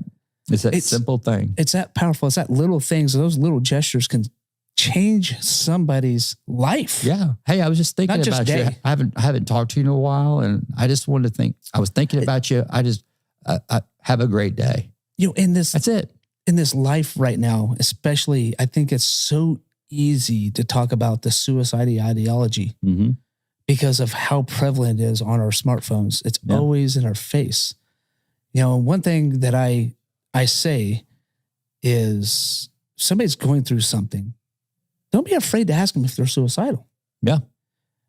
You asking them the question is not going to make them suicidal. That's a great point. That's a really good point. It won't make them suicidal. Yeah. It's not going to make them like, well, I wasn't now, but Yeah. might as well end it today. Yeah. No, they're going to give you an answer, and it's usually going to be clear cut and you can tell. Right. No, I'm not suicidal. Right. Or they're going to be like, What are you talking about? what? Yeah. Right. No. You're like, wow, I didn't say no. And we hide this because we're all this superhero in our own movie. And what we're talking about is going out. And when I was in that headspace, I would walk out of my house, put the cape on, Right. boom. Right. Everybody's like, dude, Dustin's got the life. Right. He's got whatever going on, cars, Right. everything else. But when I walked back in my house, complete disarray and shambles. Mm-hmm. I was barely a functioning human being. Yeah. The common denominator in my personal experience of depression, when I get in depression or bouts of it or suicidal thoughts, you know, the common denominator every single time is I'm thinking about me. Every time. That's the common denominator. You know? I'm going to have to reflect on that. Yeah. I'm thinking about me. And so the way I came up with that is looking at it through God's perspective. I'm like, God, I got to stop. I'm thinking about me, you know? And sometimes, you know, I remember I was real comfortable with that. You know, I remember just being comfortable being in morbid reflection and angry. It was a drug to me. It was a drug. And today, I don't live that life. No, yeah, exactly. Yeah. And one of the things is, even if you stop thinking about suicidology, it doesn't mean it's not going to creep back up in your life. Well, and for, you know, there's non-believers, and there's, you know, me being this new creature in Christ, and as a believer, it's called spiritual warfare is what it is. And that's where the thoughts come into my mind in my own voice. And it's not real. No, it's not, you know, and you got to continually to work on it. Yep. It's getting but in it's the present. Recognizing it now. That's what the cool thing is. It's recognizing it, and it's all a result of me thinking about me, and it's a result of fear. Yeah. Fear, financial insecurity. I'm in the future alone in my head. So that's awesome, man. Michael, thank you again for coming on the show. You're a badass. Where can people find you? Just go to m2therock.com. That's our website. It's the letter M, the number 2, the rock, you know, ROCK.com. And all of our social media platforms are there. We're on all the social media platforms, M to the Rock. And so come see me. And we're on all the podcast channels, and then a special shout out to all the inmates that will be listening to this behind the walls, that there's hope. You're free. That's it. Stay sober, be present, and help others. Yeah. You're a badass, Michael. You Thank really you. are, man. And badass people deserve some badass coffee, man. All right. So what I need. you get some red, white, brewed. Oh, thank you so much. And we'll I'll take a picture of this. We'll post it on our social media platforms. Oh, and, man. Thank you so much. And I appreciate what you're doing. I appreciate it, man. Yeah. Thank you for your so much. service. I thank you so much. So stay tuned, because we are now wrapping it up, but it's not done. We are going to be on Patreon, and we're going to have an exclusive interview after the show with Michael. So go to our Patreon, subscribe, be a member. Also, subscribe to YouTube channel, hit like, and also share it. Share it. And if you got comments, we want to hear them, because we want to know what you think.